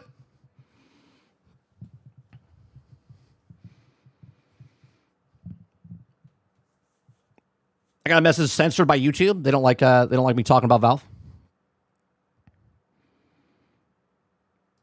What lesson with what they have learned from the first Steam Machine box or whatever they called it? Yeah, it was called like the Steam box, wasn't it, or something like that? Let me see how much.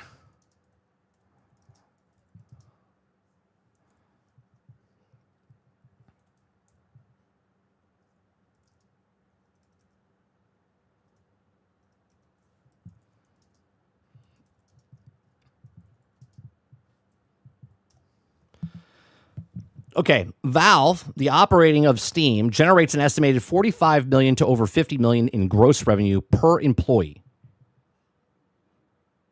Per employee. Based on 2005 projection, 17 plus billion in revenue, roughly 330 to 360 employees. This makes it one of the most efficient companies in the world. Roughly 79 employees handling Steam platform. Okay, I'm telling you, 45 million per employee they're generating to 50 million. So each employee that's there, you get hired by Steam, boom, $50 million. Okay, $50 million is what each employee is worth. They could 100% take a loss for a small amount of time, all right? For their consoles, just to get people in people's houses, to disrupt the market, to shake it up, hold them upside down, and start shaking them out for change. And I'm not talking about us. I'm talking about the other companies.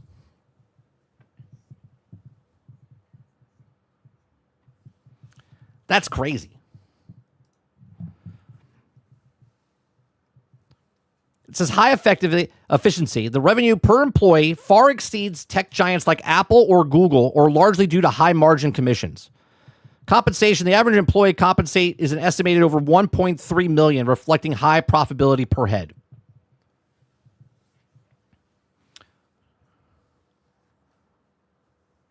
Jesse Mack says, 30, what if the Steam Deck becomes the most successful thing ever made? Then all the consoles in the market would also have shockwaves. I don't know if the Steam Deck, there's in my head, Jesse, there's too many people that don't want to play on a fucking small portable screen. Right? Don't get me wrong. Gamers are like, the average gamer is like between 22 and 44, whatever it is. The majority of gamers are 22 to 44, I think it is. Or maybe it's like 48. The higher end of that, 35 above, don't want to play on a small screen. They don't want to play on a small screen. So I don't think the Steam Deck becomes the main platform just because the majority of people don't want to play on a small. Now, if we take the younger generation, we take my son who's in 11, you take 13-year-olds, 15-year-olds, 16-year-olds, 10 years from now they're 26. That generation, 10 years from now, a mobile device could be the lead of the stuff because they're growing up on small screens. They're growing up on tablets. They're growing up on handheld devices. We had the Nintendo Switch, we had the Game Boy and the 3DS and the Neo PlayStation, PSP. We had smaller screens when you're younger, but as you get older, you put those small screens down and you get the bigger screens because your eyes are getting worse. You want to sit on a couch. You don't want to play like this with your head down the entire time. So I never really see them as the main thing. The reason Nintendo sold so well is because you could hook it up to the television set. Kraken says the Steam Deck is a very niche device. The Steam machine will have a better shot at making a dent in the console space. 100%. Just because you can hook it up. If they can make the Steam Deck, and I think they do, right? You could hook it up. Do they have a dock that you could put the Steam Deck in? They have a dock? Problem with the Steam Deck is it's way more pricey, isn't it? And bulky. Nintendo Switch is really nice size. Nintendo Switch 2 is a nice size as well.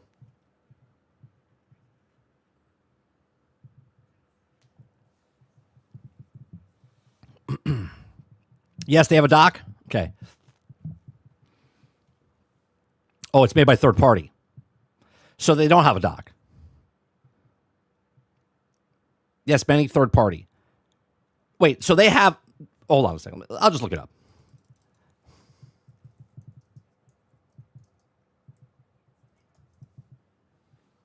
Okay, so they have an official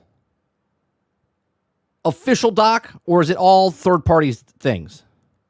Steam Deck docking station. Okay, so they do have one. Beautiful, right? I actually like that better than the Nintendo Switch. I always hate putting the Nintendo Switch through the thing. I'm always afraid I'm going to scratch it.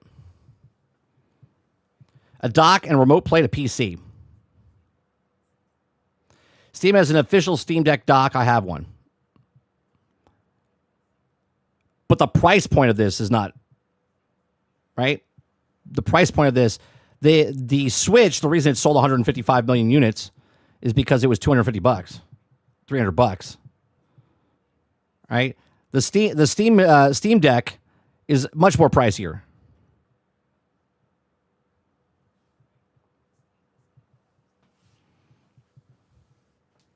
Aku says 30. If you want a VR, get the Quest 3 or the 4 when it comes out. I refuse to buy the Quest 3 now, Aku. I'm not paying more money for a thing that was cheaper last week. The next time I'm either going to buy it secondhand for someone that has it underpriced, or I'm going to wait until that thing goes on sale. Maybe I'll wait till the 4 comes out and then get the 3. You know what I mean? I don't need the latest, greatest thing.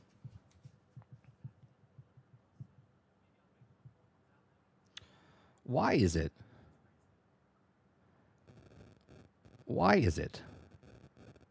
that people... give me 1 second. I have something at the door. I got a package at the door. Give me 1 second.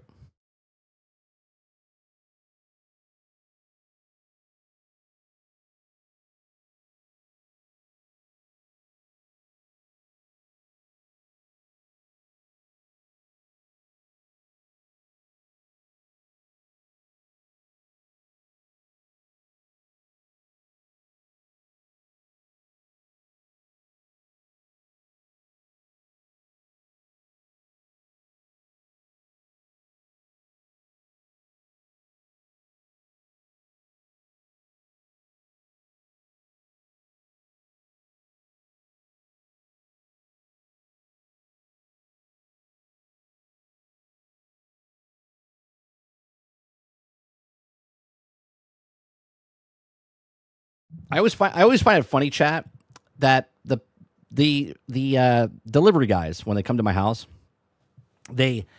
our house is kind of weird, right? Because it's like it's not like a farmhouse.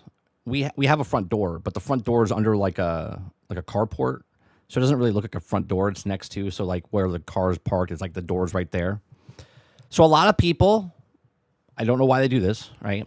So when you come down, we have a big sign that says "Beware of dog." Okay, this guy didn't do it. There was the person the other day, right?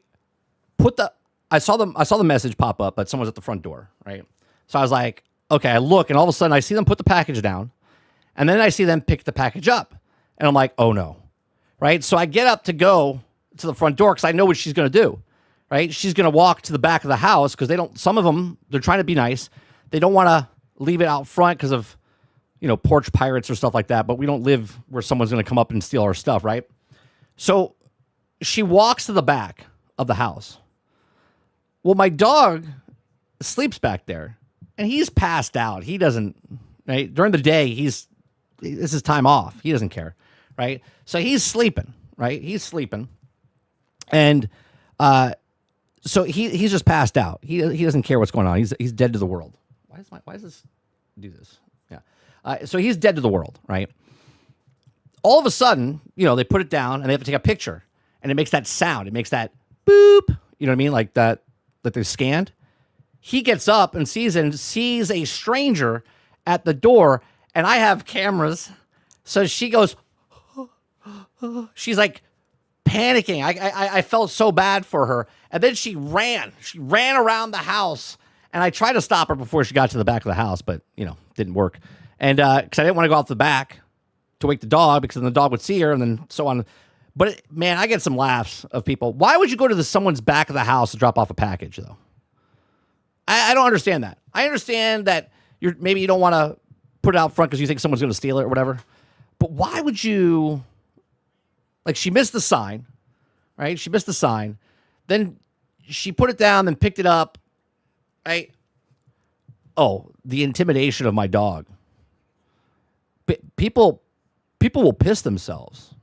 Travis, he's a cuddle guy. Like he just wants the pet. But if you disturb him or you come back there and he doesn't know who you are, all I gotta do is say, Thor, we're good, and he's like, okay.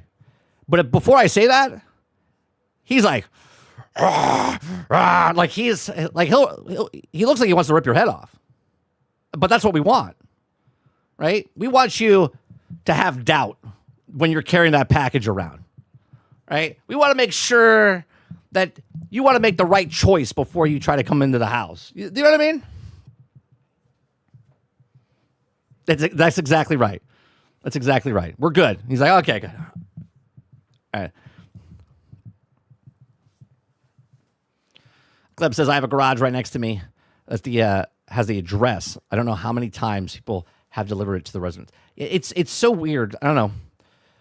Because they're morons. I refuse to go to the back door even if the customer requests it. Because the main road where people can see and keeps me safe. Right. Like, I don't understand why you would go. Yeah, but my dog he'll just run up to you and be like, hey, you want to pet me? Shh, don't tell people that, though. Let's go on, Tarnish. Tarnish earlier said Valve doesn't have to make a dent in the console space. That's the main difference between them and Microsoft or Sony. Right. But if they come in and be like, yeah, it's $600, people be like, what the hell? Sony be like, you're not supposed to do that. Xbox like, look at these guys coming in wrecking the party now. We told everybody else we had to raise the prices. These guys come in, they lower the price.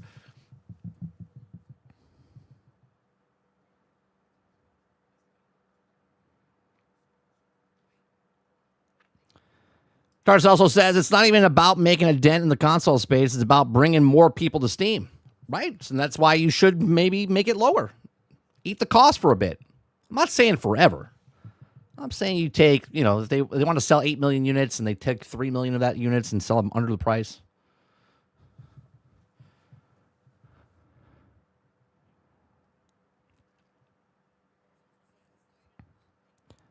Travis, I don't know if I should. This is one of those moments where, like, Nathan Fillion, you're like, it's called he has a job, right? He has a job where he's delivering packages and he also flies planes. Like, that's how it is. I know it's hard to believe that people can do multiple things.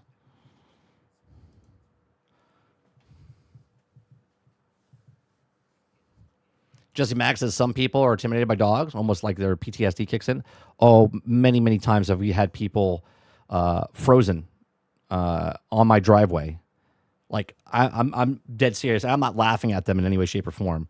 Like they're like a fucking mannequin. They're just got the package in their hand and they're like stand still and they're like, what do I do? He's tethered, right? He's tethered during the day.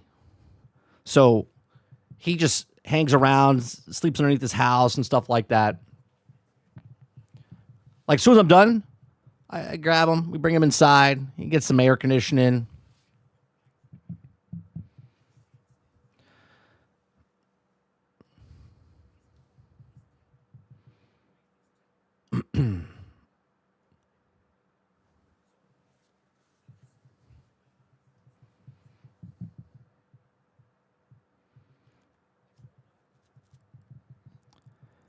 Z says, I work analyst and in tech support in Microsoft. Technically, I'm a writer / singer / musician. Go figure. Math is math. Right.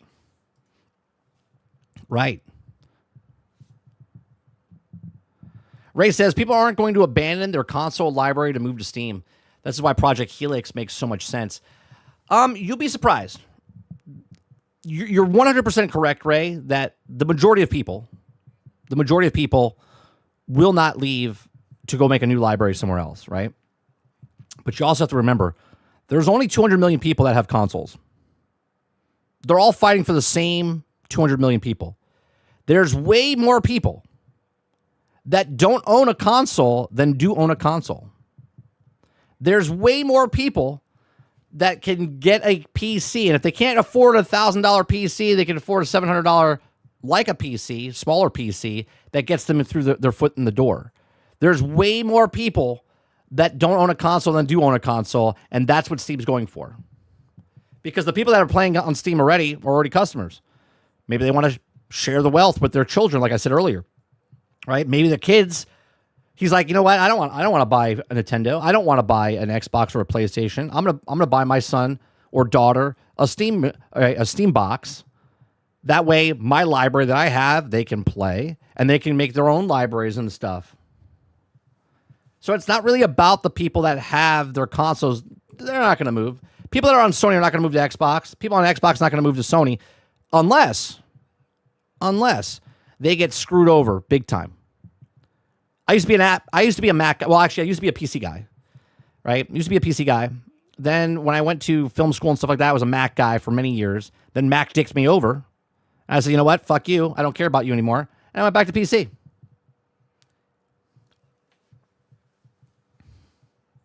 Cisco says, oh, I'll abandon. Make me an offer. Make me an offer I can't refuse.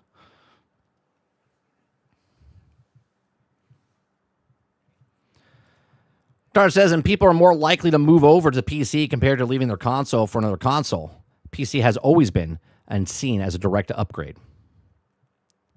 Chopper says, people will move to Steam if Sony want to push a ID identification. That's right.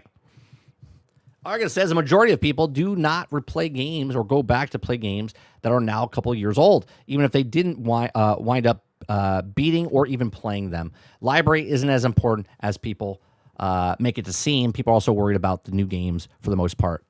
I think there's more people. Again, the console market is 200 million people. They're fighting over the same 200 million people.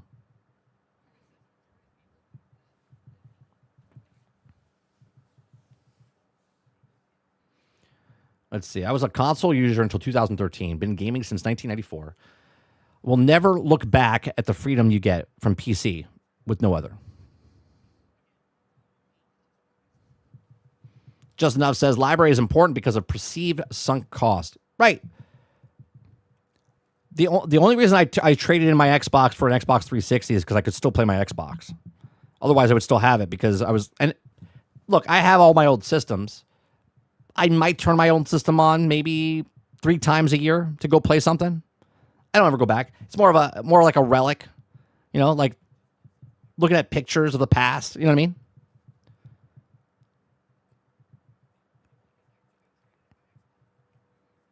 And that's 200 million is barely growing. It's not growing. It's actually shrinking. It's actually shrinking because the people that are in the 200 million tarnish are the same people that are buying multiple consoles, right? They have one or two things, right? The same person that owns an Xbox owns a Nintendo, or the person that owns a Nintendo also owns a PlayStation, right? So that 200 million is the overlap of the 3 consoles. And then also in that 200 million is people that, like me, I have a PC, I have an Xbox, I have a Nintendo. I don't have a PlayStation. I have 3 of the 4 this time around. Last time I had 4 of the 4, right? So there's a lot of overlap, but there's way more people that don't own a console than that do own a console that are gamers.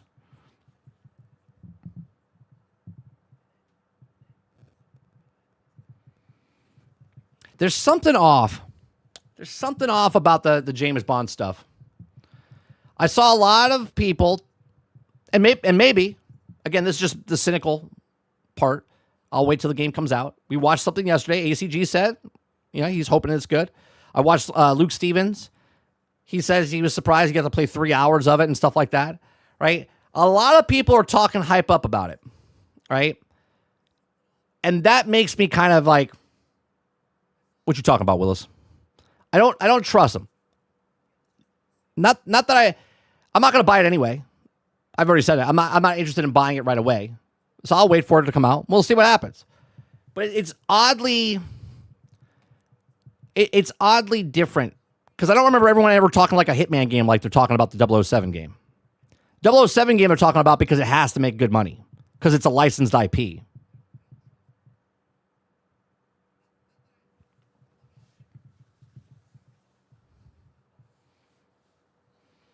Charles says, so really it's lower than 200 million. Yeah. It actually might be like 240 million, but there's overlap there, so it's less than 200 million, really, because if I own 3 of the systems, how many other people own one and then another system, right? There might be only 38 million Xboxes out there, and there's 95 million PlayStations out there, right? But how many people that own a PlayStation own this and then also own one of the, 20 million Nintendos out there? Do you know what I mean? Like a person that owns a Nintendo owns also a PlayStation, or the person that owns this owns that. So there's a lot of overlap. That's why they have to charge more, because their player base is not growing. Hence why they're all raising the prices of their systems. Systems, peripherals, games, services.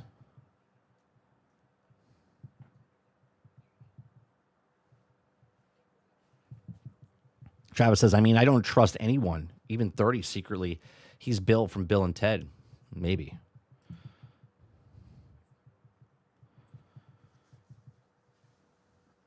Travis says, playing devil's advocate, they were hyping Crimson Desert pretty hard, and it lived up to it. Well, some people say it did. Well, hold on a second. The people that you're saying that are hyping it up are completely different people that are hyping it, what I'm talking about for 007, right? There's people that were hyping up Crimson Desert or 100% with that. The outlets weren't hyping up Crimson Desert. The content creators that played it were hyping up Crimson Desert. The difference now is there's hype from content creators and also outlets for James Bond. And I'm like, something smells off to me, right?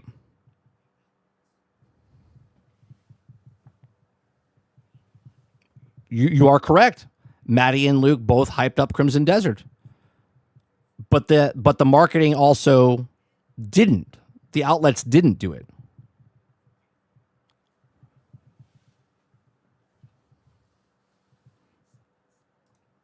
That's what I'm talking about. They're both on the side now of, oh yeah, this is really good. This is what it is. And again, I watched it. I see it. And I'm like, I'm holding off. I'm not telling anybody else to hold off. You buy what you want.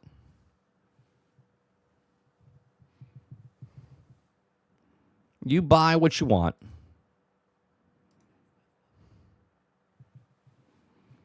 Let's see what's happening on Twitter today. We're usually never live at this time. 12:20. What is that? YouTuber discovers dry ice can indeed cool your gaming PC. Bro, why would you do that? Oh, I don't even have to go to Twitter to look up stuff. We have something I want to talk about right here, which is this, right? We've gone complete. We've gone, what is the, in Spaceballs? Ludicrous. We've gone ludicrous speed, okay? We've got EA now lets you pre-order battle passes in Battlefield 6 for exclusive rewards because, of course it does, right? Pre-order battle passes now. What's happening? Yeah, we've gone plaid, okay? So, at its core, Battlefield 6 is a great multiplayer shooter, but EA has constantly fumbled it since the explosive launch that should have put the series back in the spotlight. Oh, it put it in the spotlight, all right. It did for all the months, okay, and then give or take. But now Battlefield 6 is in a weird, we've heard your feedback era, adding 7 maps this year, including fan favorites, okay. Despite the newfound vigor, if you boot up the game right now, you'll see a notification that you can actually pre-order Season 3's Battle Pass and Battlefield Pro, the upgrade pass, before it launches on May 12th. Now, the standard pass is 1,100 Battlefield coins, which is $9.99, while the Pro version can only be purchased within the hard-earned cash of costing $25.99. Okay? In a typical fashion, there are some incentives to splash in the cash early. For one, you'll instantly get access to the Verdansk L110 weapon package, which is just green version of the LMG, which also has some attachments that launch. And you'll obviously get the pass you paid for, but you also get 2 free tier skips. Hello? That's not free tier skips. You're paying an additional $14 on top of the original $10 just so you can get the Pro Pass early so you can get 2 free skip places. Like, what is happening, chat? And if you pre-order the Battlefield Pro token for Season 3, you'll also get a previous weapon package as well as one of the P18 pistol right away. 2 additional tier skips and XP boost at launch, and everything else is normally included in the premium pass for 25 tier skips and exclusive cosmetics. Pre-ordering the game is one thing, but pre-ordering a ticket to grind through a battle pass that you haven't seen yet is another. For one, incentives aren't even very good unless you're also always going to purchase it the pass anyway. And frankly, I don't think I want a battle pass pre-orders to have a good incentives. Okay? If you're paying for this, you know what? Someone tell me that you pre-ordered this. I'll just remove you from channel because I don't want you here. If you're pre-ordering I'm serious about this. If you admit to me that you purchased this, I will quiet you and you will not be able to talk for a week. Okay? Because this is fucking absolutely insane. Pre-ordering a digital battle pass. Okay? Digital battle pass. You got to pre-order. Are they going to run out? What the fuck are we doing?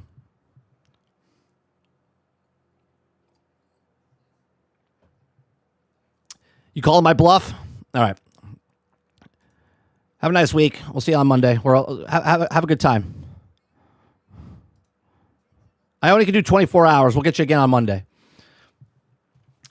Okay. Joke or not. I love you, Al Dente. Enjoy your Friday.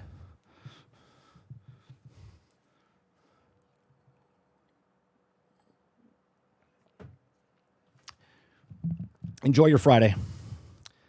If you're pre-ordering a goddamn battle pass in Battlefield 6, I don't want to talk to you.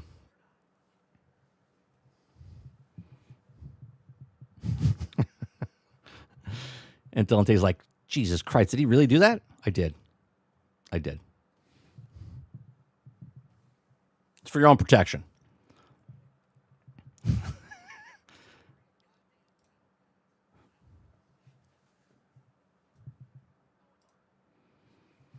Travis gets to stay, but this is the line.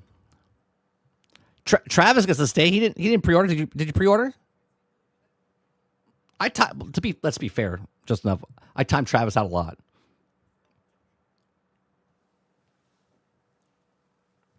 You're suffering from gamer syndrome.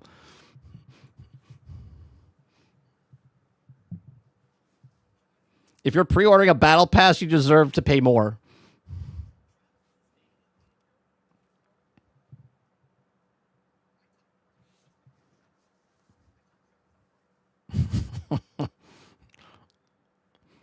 Hold on.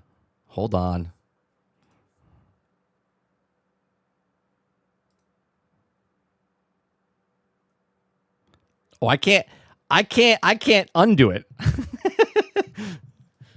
Hold on a second. If I do that, El Dente, give it like 10 seconds and see if you can talk again.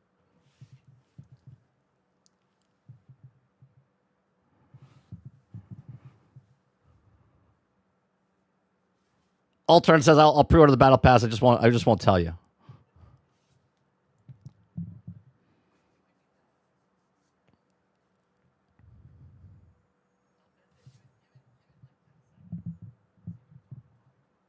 I did. That's why I said it overrided. That's why I said he probably left though. No, he didn't. He's still here. El Dente, chat, talk in chat. Yeah, there it is. But what if they run out?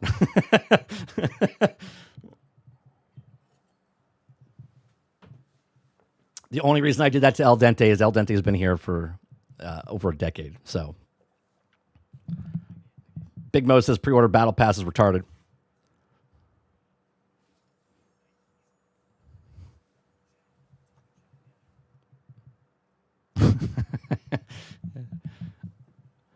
Somebody El Dente, somebody in chat right now is like, the fuck is wrong with this guy? He really banned somebody? He really timed somebody out because they pre-ordered? I tell about Travis all the time.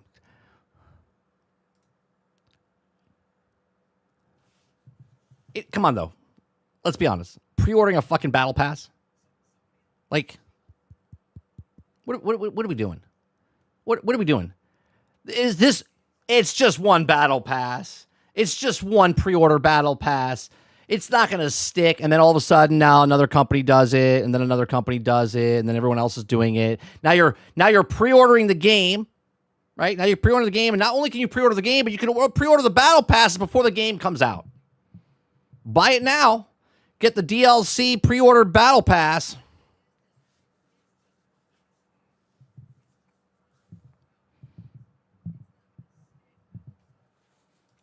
It says people that pre-order the battle pass should have passed the test to keep an access to the internet. I'll tell you what. I think the people that buy pre-order battle passes should be ID'd, face scanned, printed. That way we can all put them in a corner so we know who they are. And then they could just drain them of money from them. They're giving Blizzard ideas? Oh, I'm pretty sure Blizzard has their own ideas. What, you don't have phones? You don't have phones? We all know that happened. They have their things cooking in the background.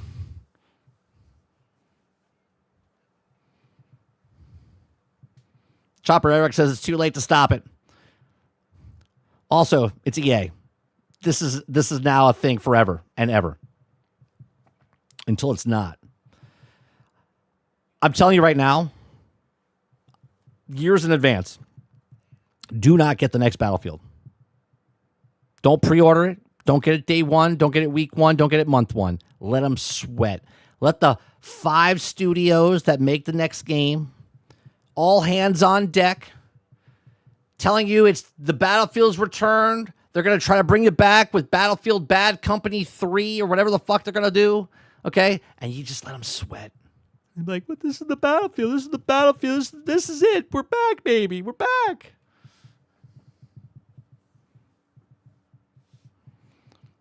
The only thing I pre-order is the sexy elven horse armor. Why are you pre-ordering anything that's digital? Do they run out of digital stuff?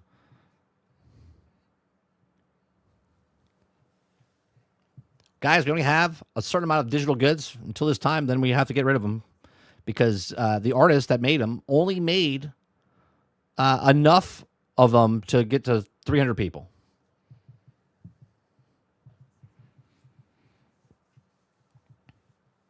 But 30, the next Battlefield will really save Battlefield this time. Of course it will.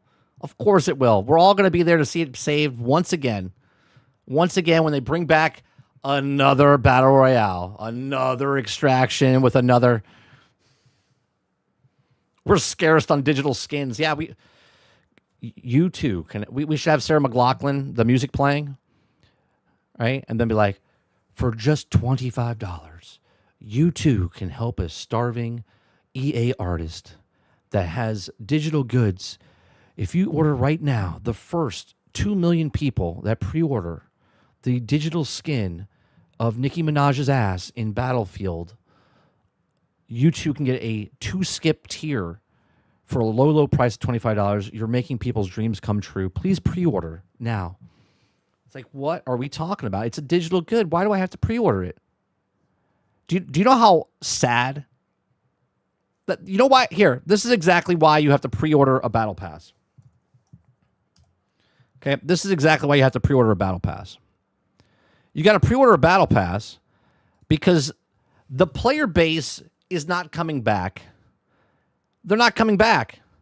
And they're like, well, how do we get them back? Well, the people that we have in the game, they're so excited, they'll pay extra to not play the game.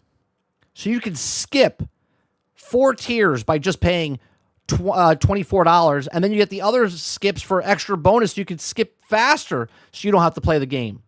How about I don't pay you $24 and I skip the whole goddamn thing? That sounds pretty good. People talk about marathon. Look at this. In trouble. Holy Christ, marathon. What's happened? They're at school. Everyone's at school. People that play marathon only are people in schools. No one's not playing. Right? What do we got for Crimson Desert? Yeah, look. They're in school as well.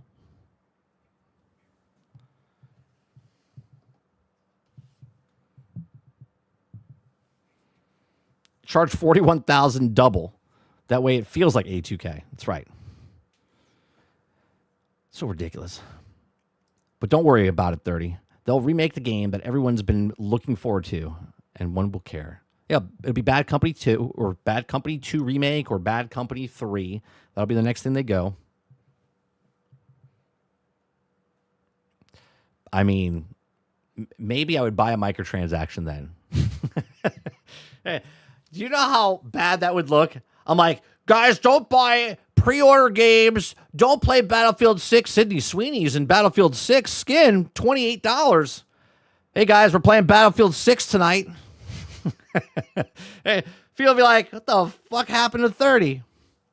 They got me. Sydney Sweeney.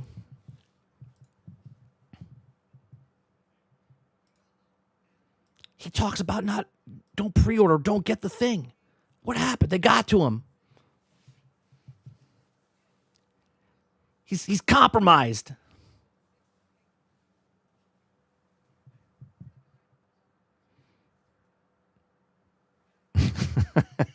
Yeah. I wouldn't do that, chat. I wouldn't do it.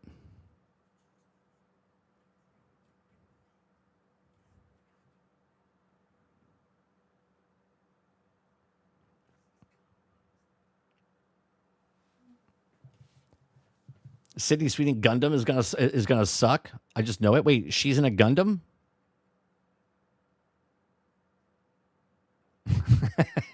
Argus is like, I'm back. I heard Sydney Sweeney. You have my attention.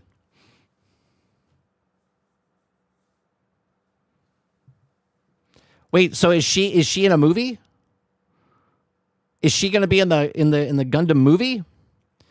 She's making a Gundam movie or starring or something. Okay? Is it like a voice actor? Is it a live action? Look it up. It looks bad. All right. Hold on a second.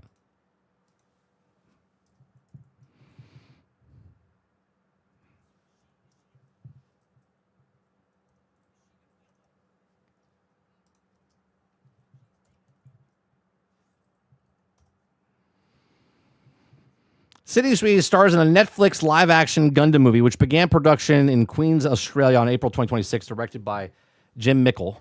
Legendary Pictures project features an original story set within the space war. Sweeney playing the lead role opposite of Noah, okay, as a rival mech pilots. This sounds bad. This sounds bad. Production status. The film is active production of late April 2026, shooting a Village Roadshow Studios. Director and script, Jim Mickles, known for Netflix's Sweet Tooth, directs and contributes to the script, focusing on the star-crossed lovers, narrative amidst a conflict between Earth and space colonies. So it's like Romeo and Juliet, but in Gundam. Like, they're two separate pilots that pilot different teams. Is that what's happening? Sydney Sweeney and Noah, it includes actors such as Jason Isaac. Okay, pilots focus. The story follows rival mech pilots on opposite sides of the war, focusing on intense character-driven drama and large-scale mech battles. Oh, for 100%. This is like the McCoys and what is it? The rich, the Hatfields and McCoys. They're on two separate sides, but maybe they love each other and they have to fight against each other. I bet you that's what it is. Bet you that's what it is. Isn't that what you wanted? You guys wanted Gundam love story of Romeo and Juliet, right? Sarge says, bad for you, but not bad for all the young boys who will find out about Sydney Sweeney and will also love Gundam afterwards.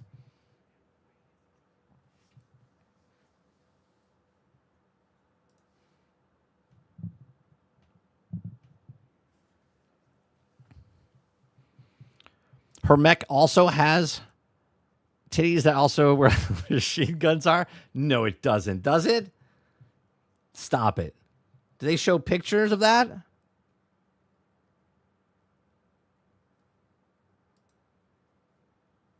Charter says, to be fair, 30. That's a common theme in many of the Gundam spin-offs, but I don't trust Hollywood, who are there, humiliation and ritual phase. Well, I just saw that they just showed a picture, and I can't find it now. That's a different picture that they have. Live action film, Sydney Sweeney.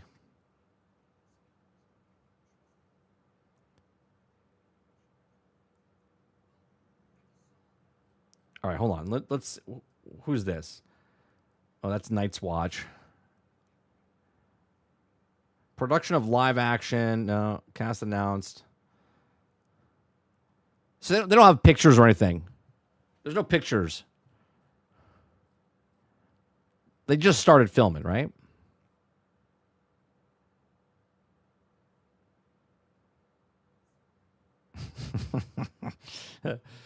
Oh, boy. Well, what are you going to do? Make sure you pre-order. Pre-order the ticket sales now.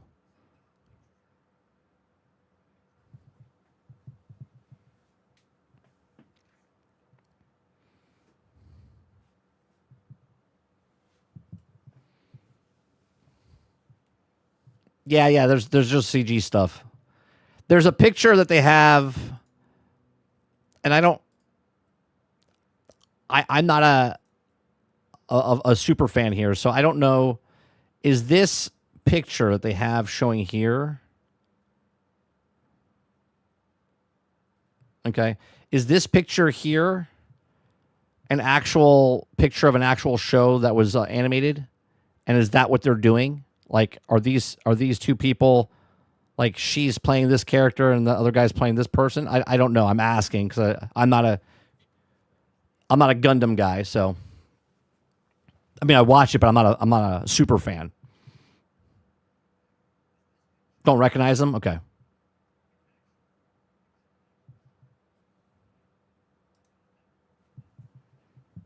Looks like the original Gundam series. The Gundam is definitely a real one.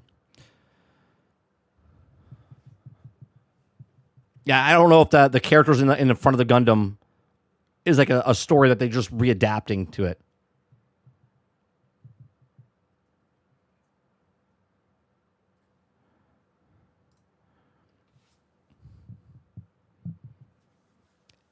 Look, she's diversifying her acting range.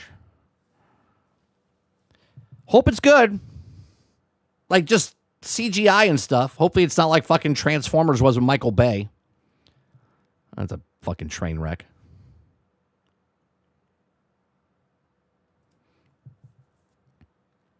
That's one of the original anime series. Okay.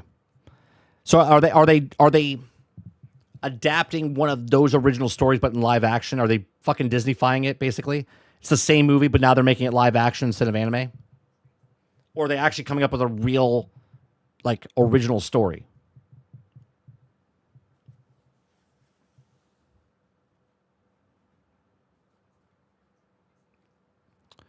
Let me see what else is going on here. Throwing dry ice on your computer. Like, what are you doing?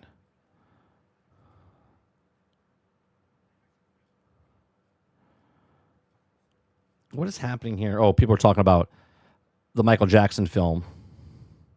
It's supposed to be really good.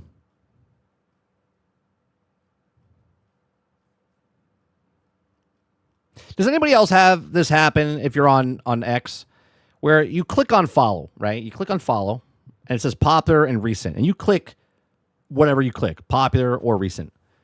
Does it ever switch for you? It always switches for me. I hate it. It's like, why am I picking something to choose if you're going to not follow directions and just do whatever the fuck you want? Travis says, I want to go see the Michael films. Looks interesting. Critics hate it. So that means it's good. For which one? Oh, the Michael. You're talking about the Michael Jackson film. I thought you were talking about Michael Bay for a second. I was like, hey, does he have a movie out right now?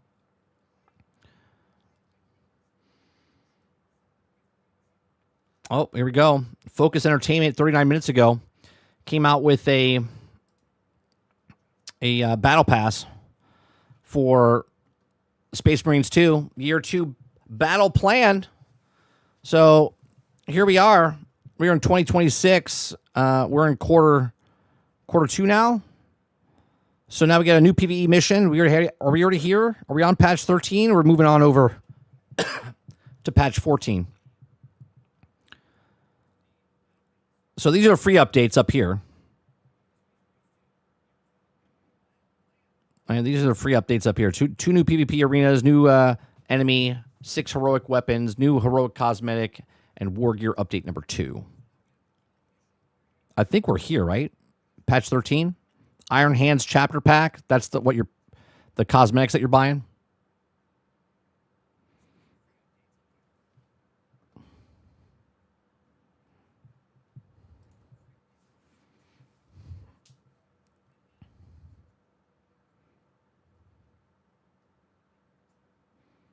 Eclipse says, use an add-on. I do that for YouTube, so everything I click stays what I click on. I mean, okay, I'll do that. So the program itself does it. So I have to go on the outside. Do I have to give a fingerprint, eye scan, face scan, just to use that program? Or are we good? I think we're on patch 12 right now. Could be wrong. I think, yeah, 13 is core 2, though, right?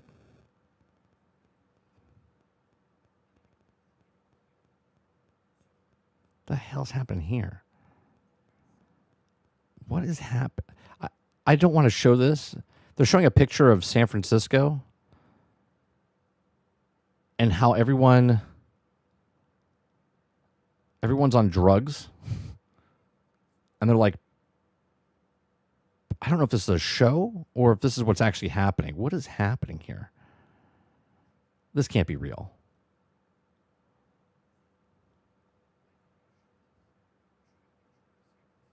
This can't be real.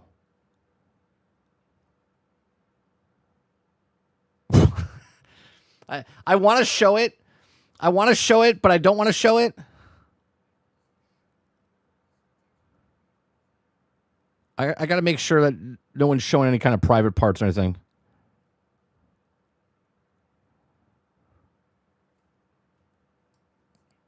You fro. Sacramento. Okay. Okay. I'm going to show this because I don't care. It's a Friday show. I can just remove it if I want to. All right. What is happening here? Let's listen to this. This guy's got his pants down. I don't know what the fuck he's doing back there. These people are all on drugs, or is this like a? I feel like I'm paused in time. Like, what is happening? Are we watching the new Thriller music video? Yeah, like, what is happening here? They're all on drugs, right? They're all high as fuck.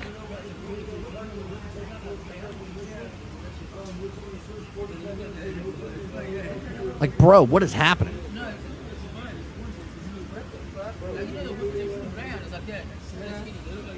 They're all frozen. No one's moving.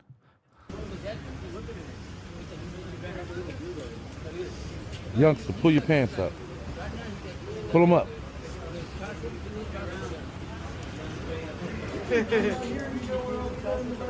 Like, what the fuck, dude? It's crazy that the dog is the coolest one there. This is San Francisco, just enough.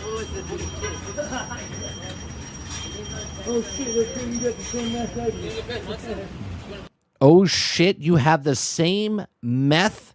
Is that what he said? The same meth that I do?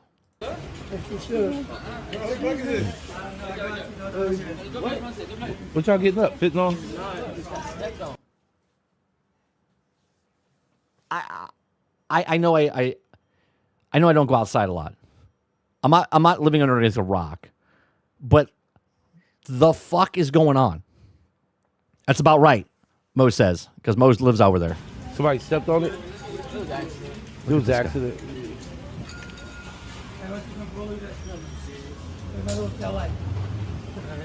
Bro.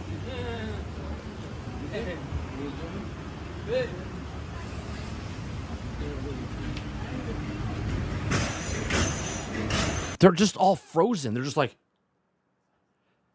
that's got to be some potent shit. Look at this guy. Trying to do clean it? It's not cheating. Huh? It's different than when I had Okay. I'm not going to show this stuff like that.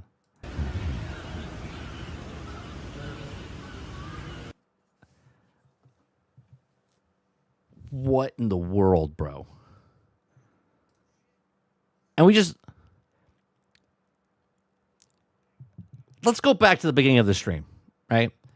Companies want your ID, okay? They want your ID, your fingerprint, your eye scan, your face recognition. And yet we have people living on the streets doing fentanyl, right? And turning into zombies. Like, bro. The hell is going on?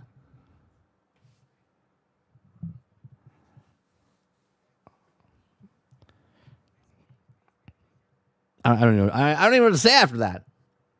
I don't really watch a lot of stuff like that. I know stuff's going on, but it's just like you hear things and you're like, it can't be that bad, can it? That's crazy, dude. Oh, we got a new golf course. And we got a new golf course for the mini golf game. I love this game. They don't show anything else, just blocks. Maybe I'll play that tonight.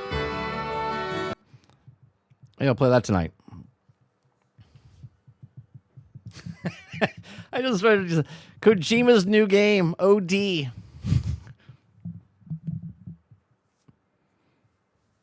People are finding fentanyl in vapes. Fantastic. Another reason not to smoke.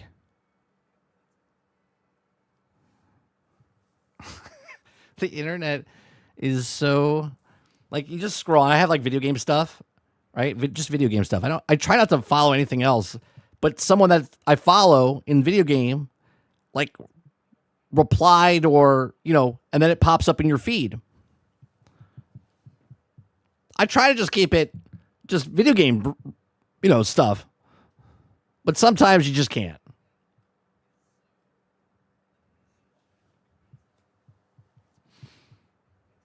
You want to buy Golf It? What's Golf It? It's called Golf It.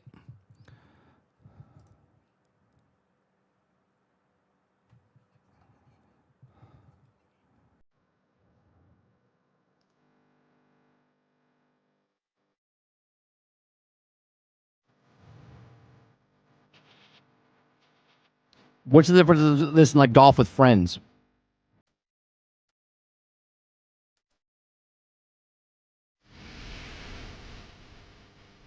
Golf with friends.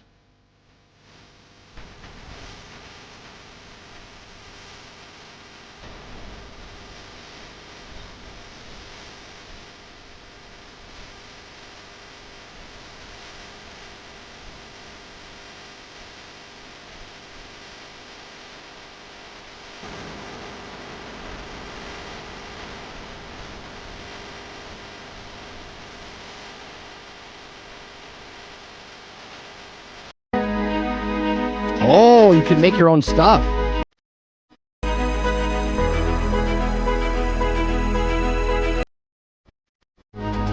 I like that. That's cool.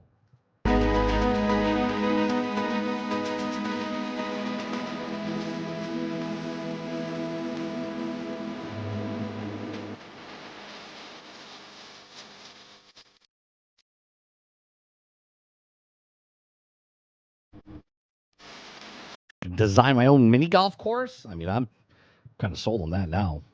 All turn. I like that. Single player online PvP, shared split screen PvP, cross platform multiplayer, VR supported. Ooh. I do love mini golf.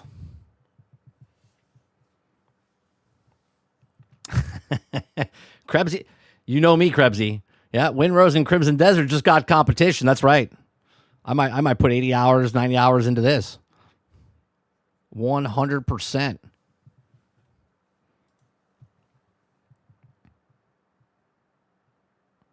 These are putt-putt courses, not a WoW expansion. Yeah, this is just mini golf.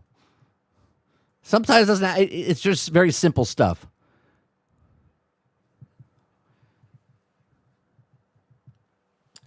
Travis, I've been trying to do, I'm dead serious about this.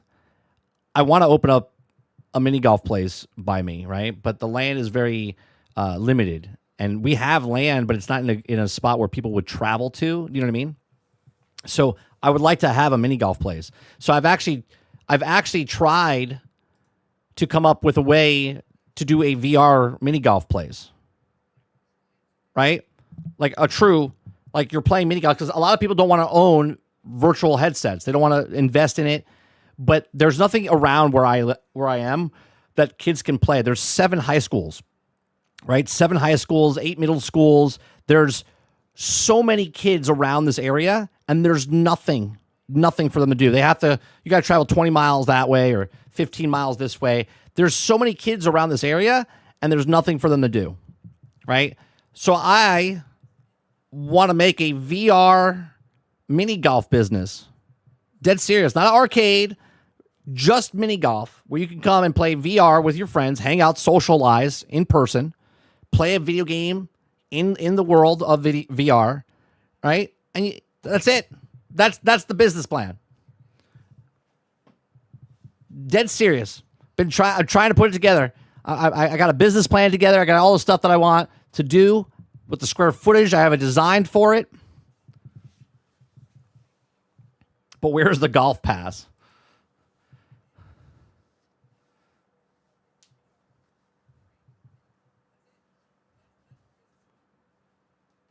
Chopper says, best thing you do with VR, you wouldn't have to limit yourself to mini golf. You could do any course. The thing is, I really like Walkabout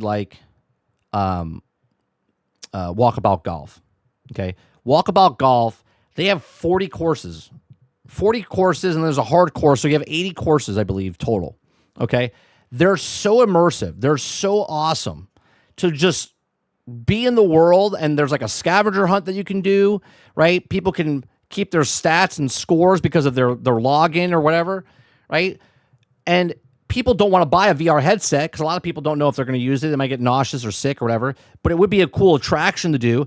And in a regular mini golf place, you only play one course or two courses. That's all they have. And then when you come back, it's the same.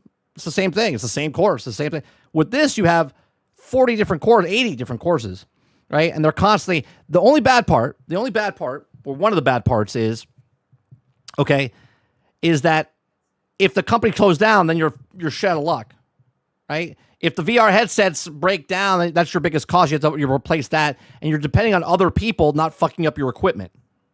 So that's a big downside. The upside is, okay, is that the games move like this, right? So you could pay for a game and be done with it in 15 minutes by yourself, faster, or you could be with a big group and but they're socializing. My whole thing is, I love mini golf because you socialize.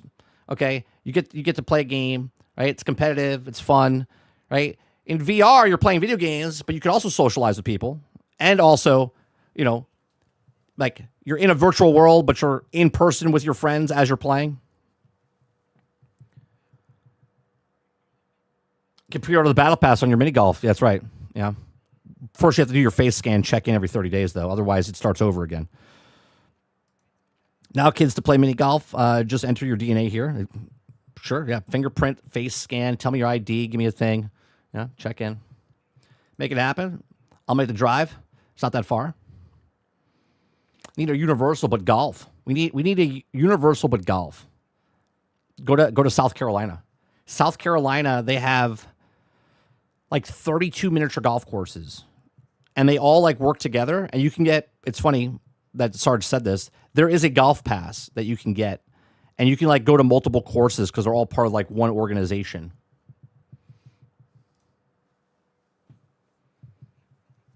You don't get dizzy playing VR golf? You can for some people, but you can sit and still play. You wouldn't get dizzy if you were sitting.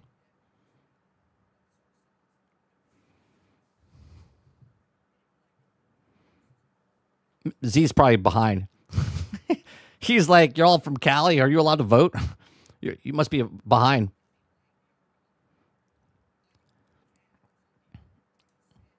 $30 will definitely take your ID. Yeah, I'll ban you from the golf place too. I'll be like, get out of here. Kick him out.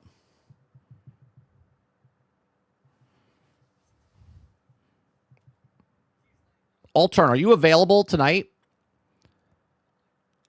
to play if we did a VR thing tonight over on 30 and Still Gaming? Because I'll pick up that new course. There's 4 other courses that they came out with that I haven't played.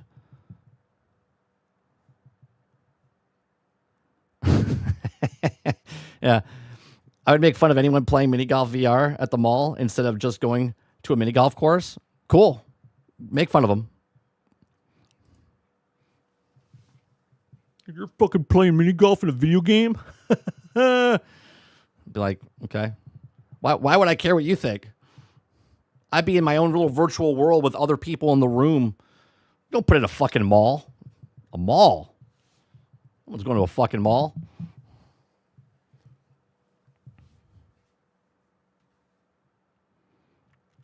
I don't know what I'm doing yet because I might not be home until late.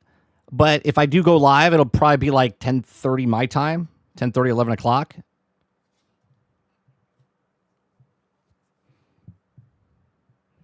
Well, Jesse, you're playing VR Spider-Man.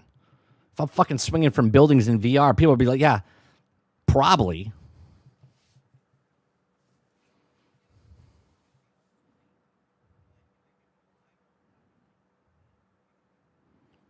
First, you don't put the setting where you can walk. Like you do the teleportation. You leave that on because if you walk, your body's like, whoa. If you sit, it doesn't happen that way. But if you teleport, it's much easier.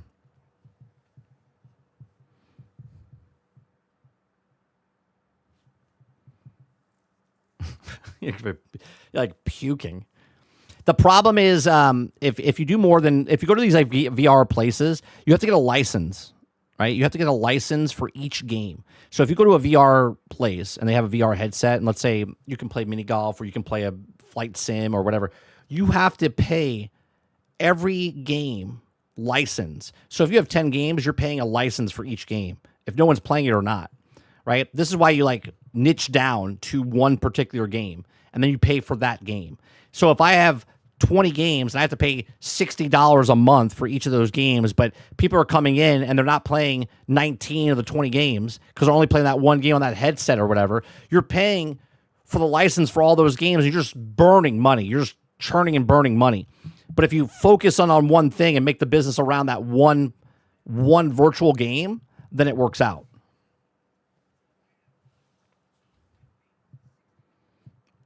And if anything, you could also do, like, you could be a merchant for those VR headsets. So if someone plays your thing, you're like, hey, you can purchase and you could sell VR headsets, make money off that as well, accessories as well, because you're giving someone a demo, basically, a much cheaper version to try out a VR headset instead of buying it for $600, $1,000 to try it out. They can come to your business, play it, and go, oh, that's pretty cool. Might make some sales off of that.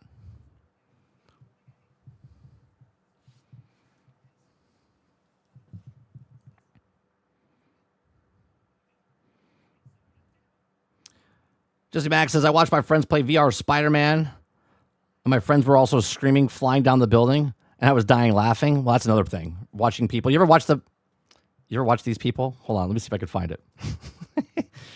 You get people that do VR. Let's laugh, shall we?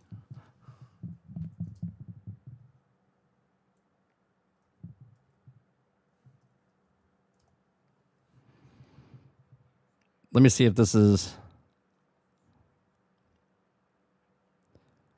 VR fails.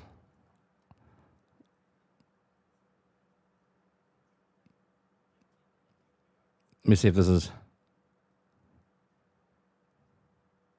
Okay, let's watch it. This is a compilation. These are These are a compilation. the best VR feels of all time.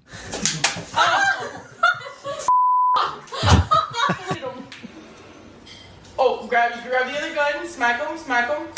Oh, yeah, this is why you don't. Why are you standing that close to someone that's blindfolded? What's wrong with you?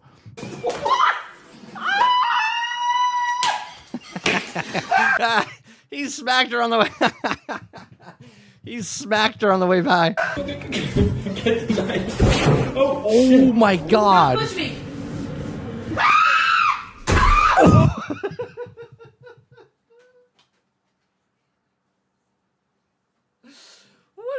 What is wrong with people? Why would you do that?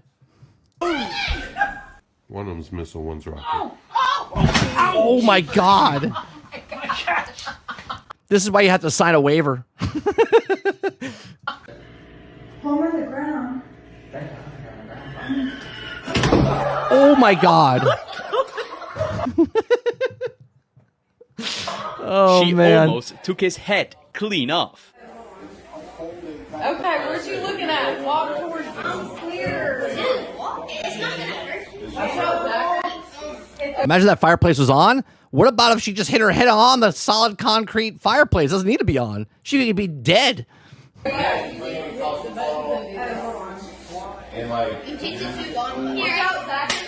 Oh my God. I gotta see that again.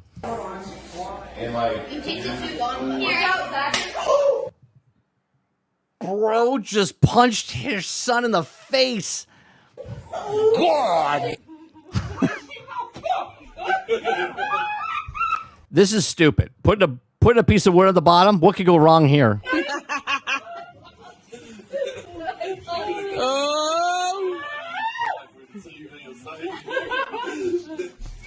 Grandma's about to go to the hospital. Grandma's about to go to the hospital. Bro didn't even catch her. Who is that guy? That's your grandma or your mom. What are you doing? Why didn't you catch her? Dude moved out of the way. He's like, he didn't even try. He didn't even try to catch her. Break her fall. He just, What is wrong with him? Look at him. He's like, oh, here she goes. That dude's not invited next year. That dude's not invited next year to the family function.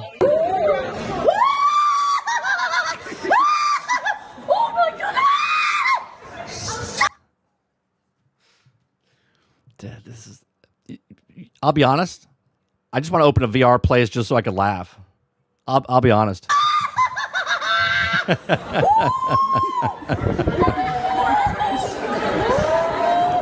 I mean, she literally tells her friend to jump off.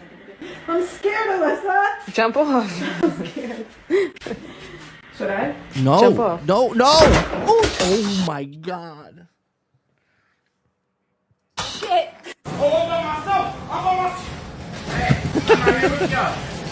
Where's he running to? Where's he running to? Hey! Stop playing, fool!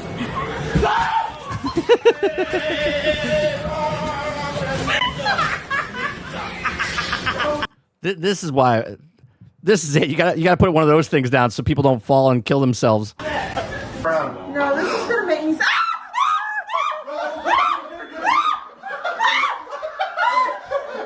You gotta run, Mom! Run!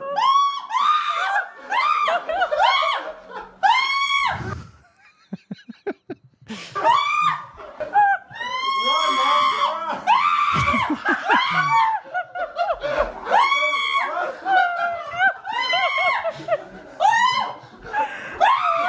No, you're gonna.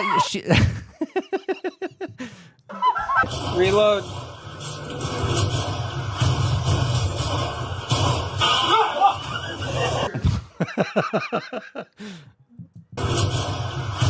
It jumps up right here.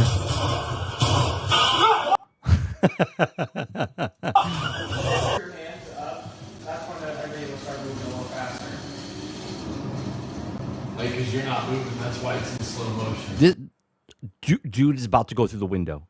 Please don't tell me he's about to go through the window. First of all, if you're playing VR, you need room, but you need to not walk around. You're not in a fucking warehouse with padded walls. You're in your house with fucking, like, holy Christ. Oh my God. Like, because you're not moving, that's why it's in slow motion. Oh my God. Every Jesus. When your Christ. son turns into the club security.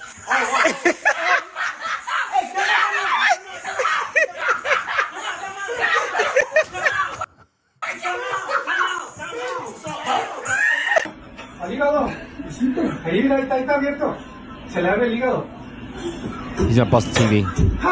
Nope.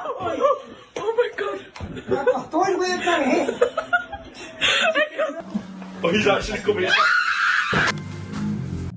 Bro, she ran into the wall full speed. Oh, he's actually coming. Oh my God. Hold on a second. Look, bam, bam. Holy Christ.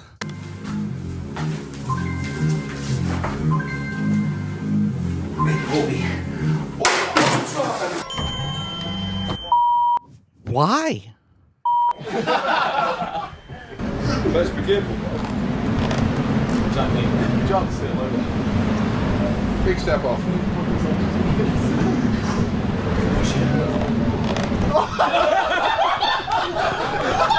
This is what happens when you play a realistic VR horror game. That is true, Krebsy. She ran to the wall and the drywall didn't break, meaning she hit a stud.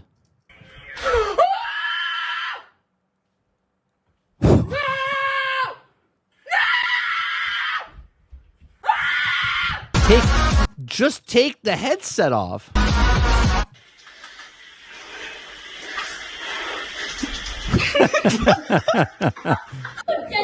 Come on, man. You can't really go back in the elevator because we don't have a sitter. Okay, I see you chilling.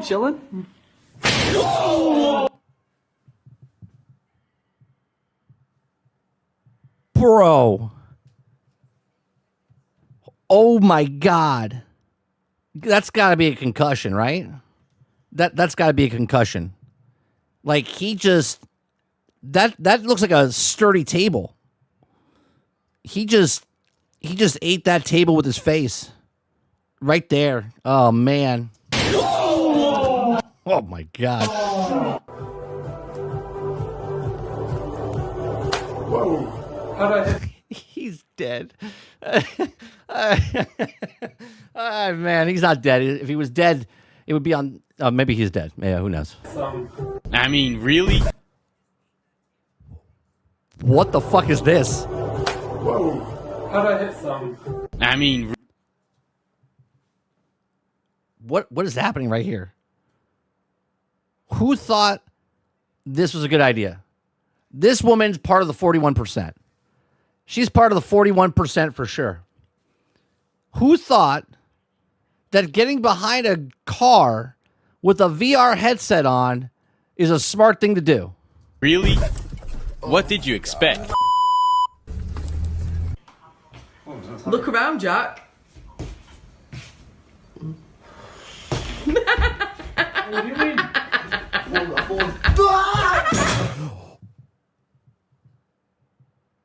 Oh my god.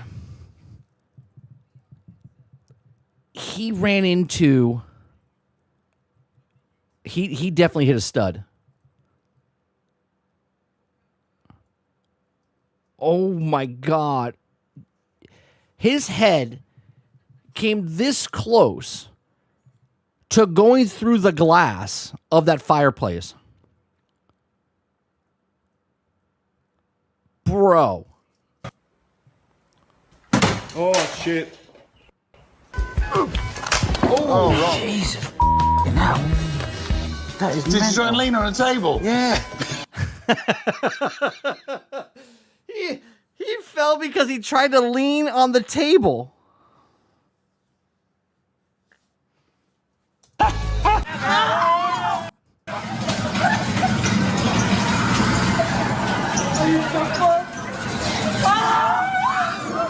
This is what happens when you lose your balance inside VR. Bro. Oh, Is this the same one? We've all done.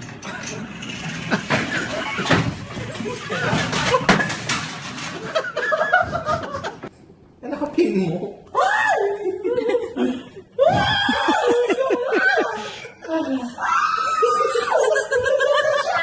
Just keep playing it, just keep playing it.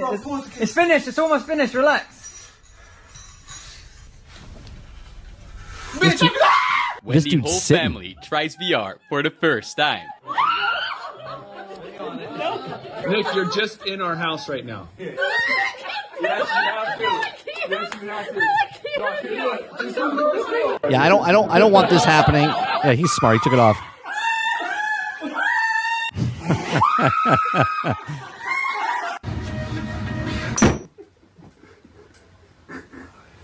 That man's not even wearing a real VR headset. He's got his phone. Oh! Oh! I can't even shoot this nigga out! You shoot me out! He's coming by me now. Oh! Whoa, he's standing up! He's biting the tree. Oh my god! Watch out! What? Marty, that is a picture that's really worth some money. All right. I think that's the... Yeah, we're not doing that. No one should be screaming playing a miniature golf game. Just saying. My grandmother, when she was alive, we played the Wii, and she didn't put the wrist guard on, and she chucked the Wii remote directly at the television set and like broke the television set, like shattered the corner. Alters and says, unless if you're screaming bloody murder in a VR golf game, make sure you sign the waiver first and face scan and ID and check in, right? Because you won't be allowed because you're a harm to yourself and everyone around you. Everybody around you. Dude, some of those people running into the walls, you hate to see it, but love to see it all at the same time. It's like watching a car crash or a train wreck. You're like, oh, that was cool. Everyone all right? Like, it's pretty brutal. Like, as Justin Uff said, that one guy hit the table, he's dead. Could be dead. You ever see the people that jump off the board? I'm not going to show it. Wait, but they're on the board, and they're like they just leap off the board like they're really in the world, and they like go through their television set and their glasses and stuff like that. It's crazy. Altered says you ask for a waiver, an ID, a passport, a bank routing number, social security, and just make sure the date of birth.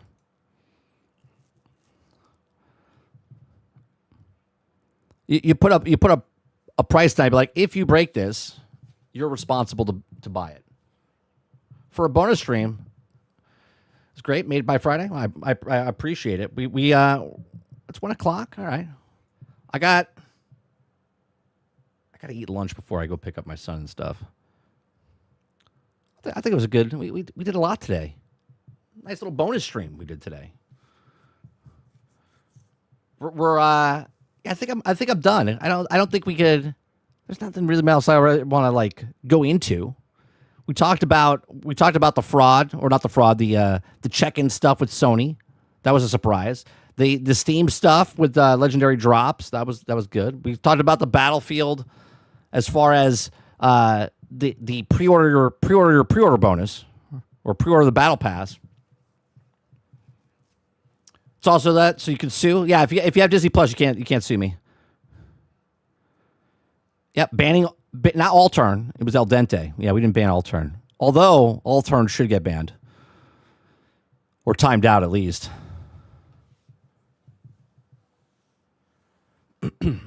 I missed the memo on the goal being bonus stream. Yeah, so what I'm going to do is if you guys want a bonus stream on Fridays, we just get 10 super chats for the week. Not per day, just 10 for the week.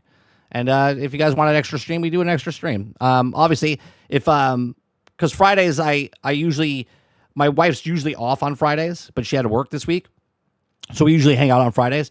But if she, is not working and we do an extra stream, it'll be a time slot maybe after 10 or 11. It'll go for a couple hours, like 12 to 1 or 12 to 2 or something like that. But if you guys want an extra stream, why not? That'll be the goal. They all look the same. It's okay. It's okay. With your old eyes, you can't see the difference. They all have A's. Yeah, they all look the same. If you have a 30 NSG sub, you can't sue. That's good. That's good. Just enough. That's good.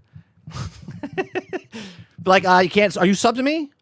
Yeah. Here's the best part. As they walk in, I'm like, hey, I'm 30 NSG. I have a game channel. You want to just hit that sub button? And they're like, okay, sure.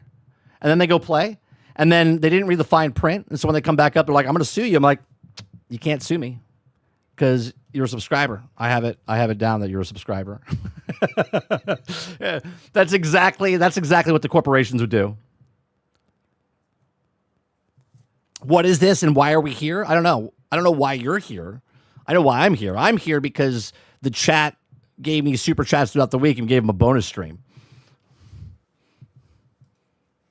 You just like walk in blind, like you're wearing VR headset. You're like, where am I? Why am I doing this? I don't know why I'm clicking on this picture. I know I'm joking. It's a joke, B. It's a joke. All right. We are done. We are done for the week. We'll be back on Monday for the Daily Grind, which is the normal time we stream. Monday through Thursday from 10 o'clock in the morning until noon Eastern. If you like it, hit that like button, hit that subscribe button. If you'd like to go above and beyond that, become a member as little as $5. Appreciate it very much. And you guys have a great rest of your weekend. Tonight, I might do an extra stream, not because of any kind of goal was hit or anything. We might stream some mini golf, and Altern will join me. We're going to play some walkabout mini golf. If we do it, it'll be like 10:30, 11 o'clock at night, my time. So it'll be late one. So let me, I'll let you guys know if we go live tonight. But yeah, if anybody wants to play, you're more than welcome to join in into the mini golf thing. So we'll do that tonight. around 10:30, 11 o'clock. Appreciate it very much. You guys have a great rest of your day, evening, or night, and I'll see you guys in the next one. Peace.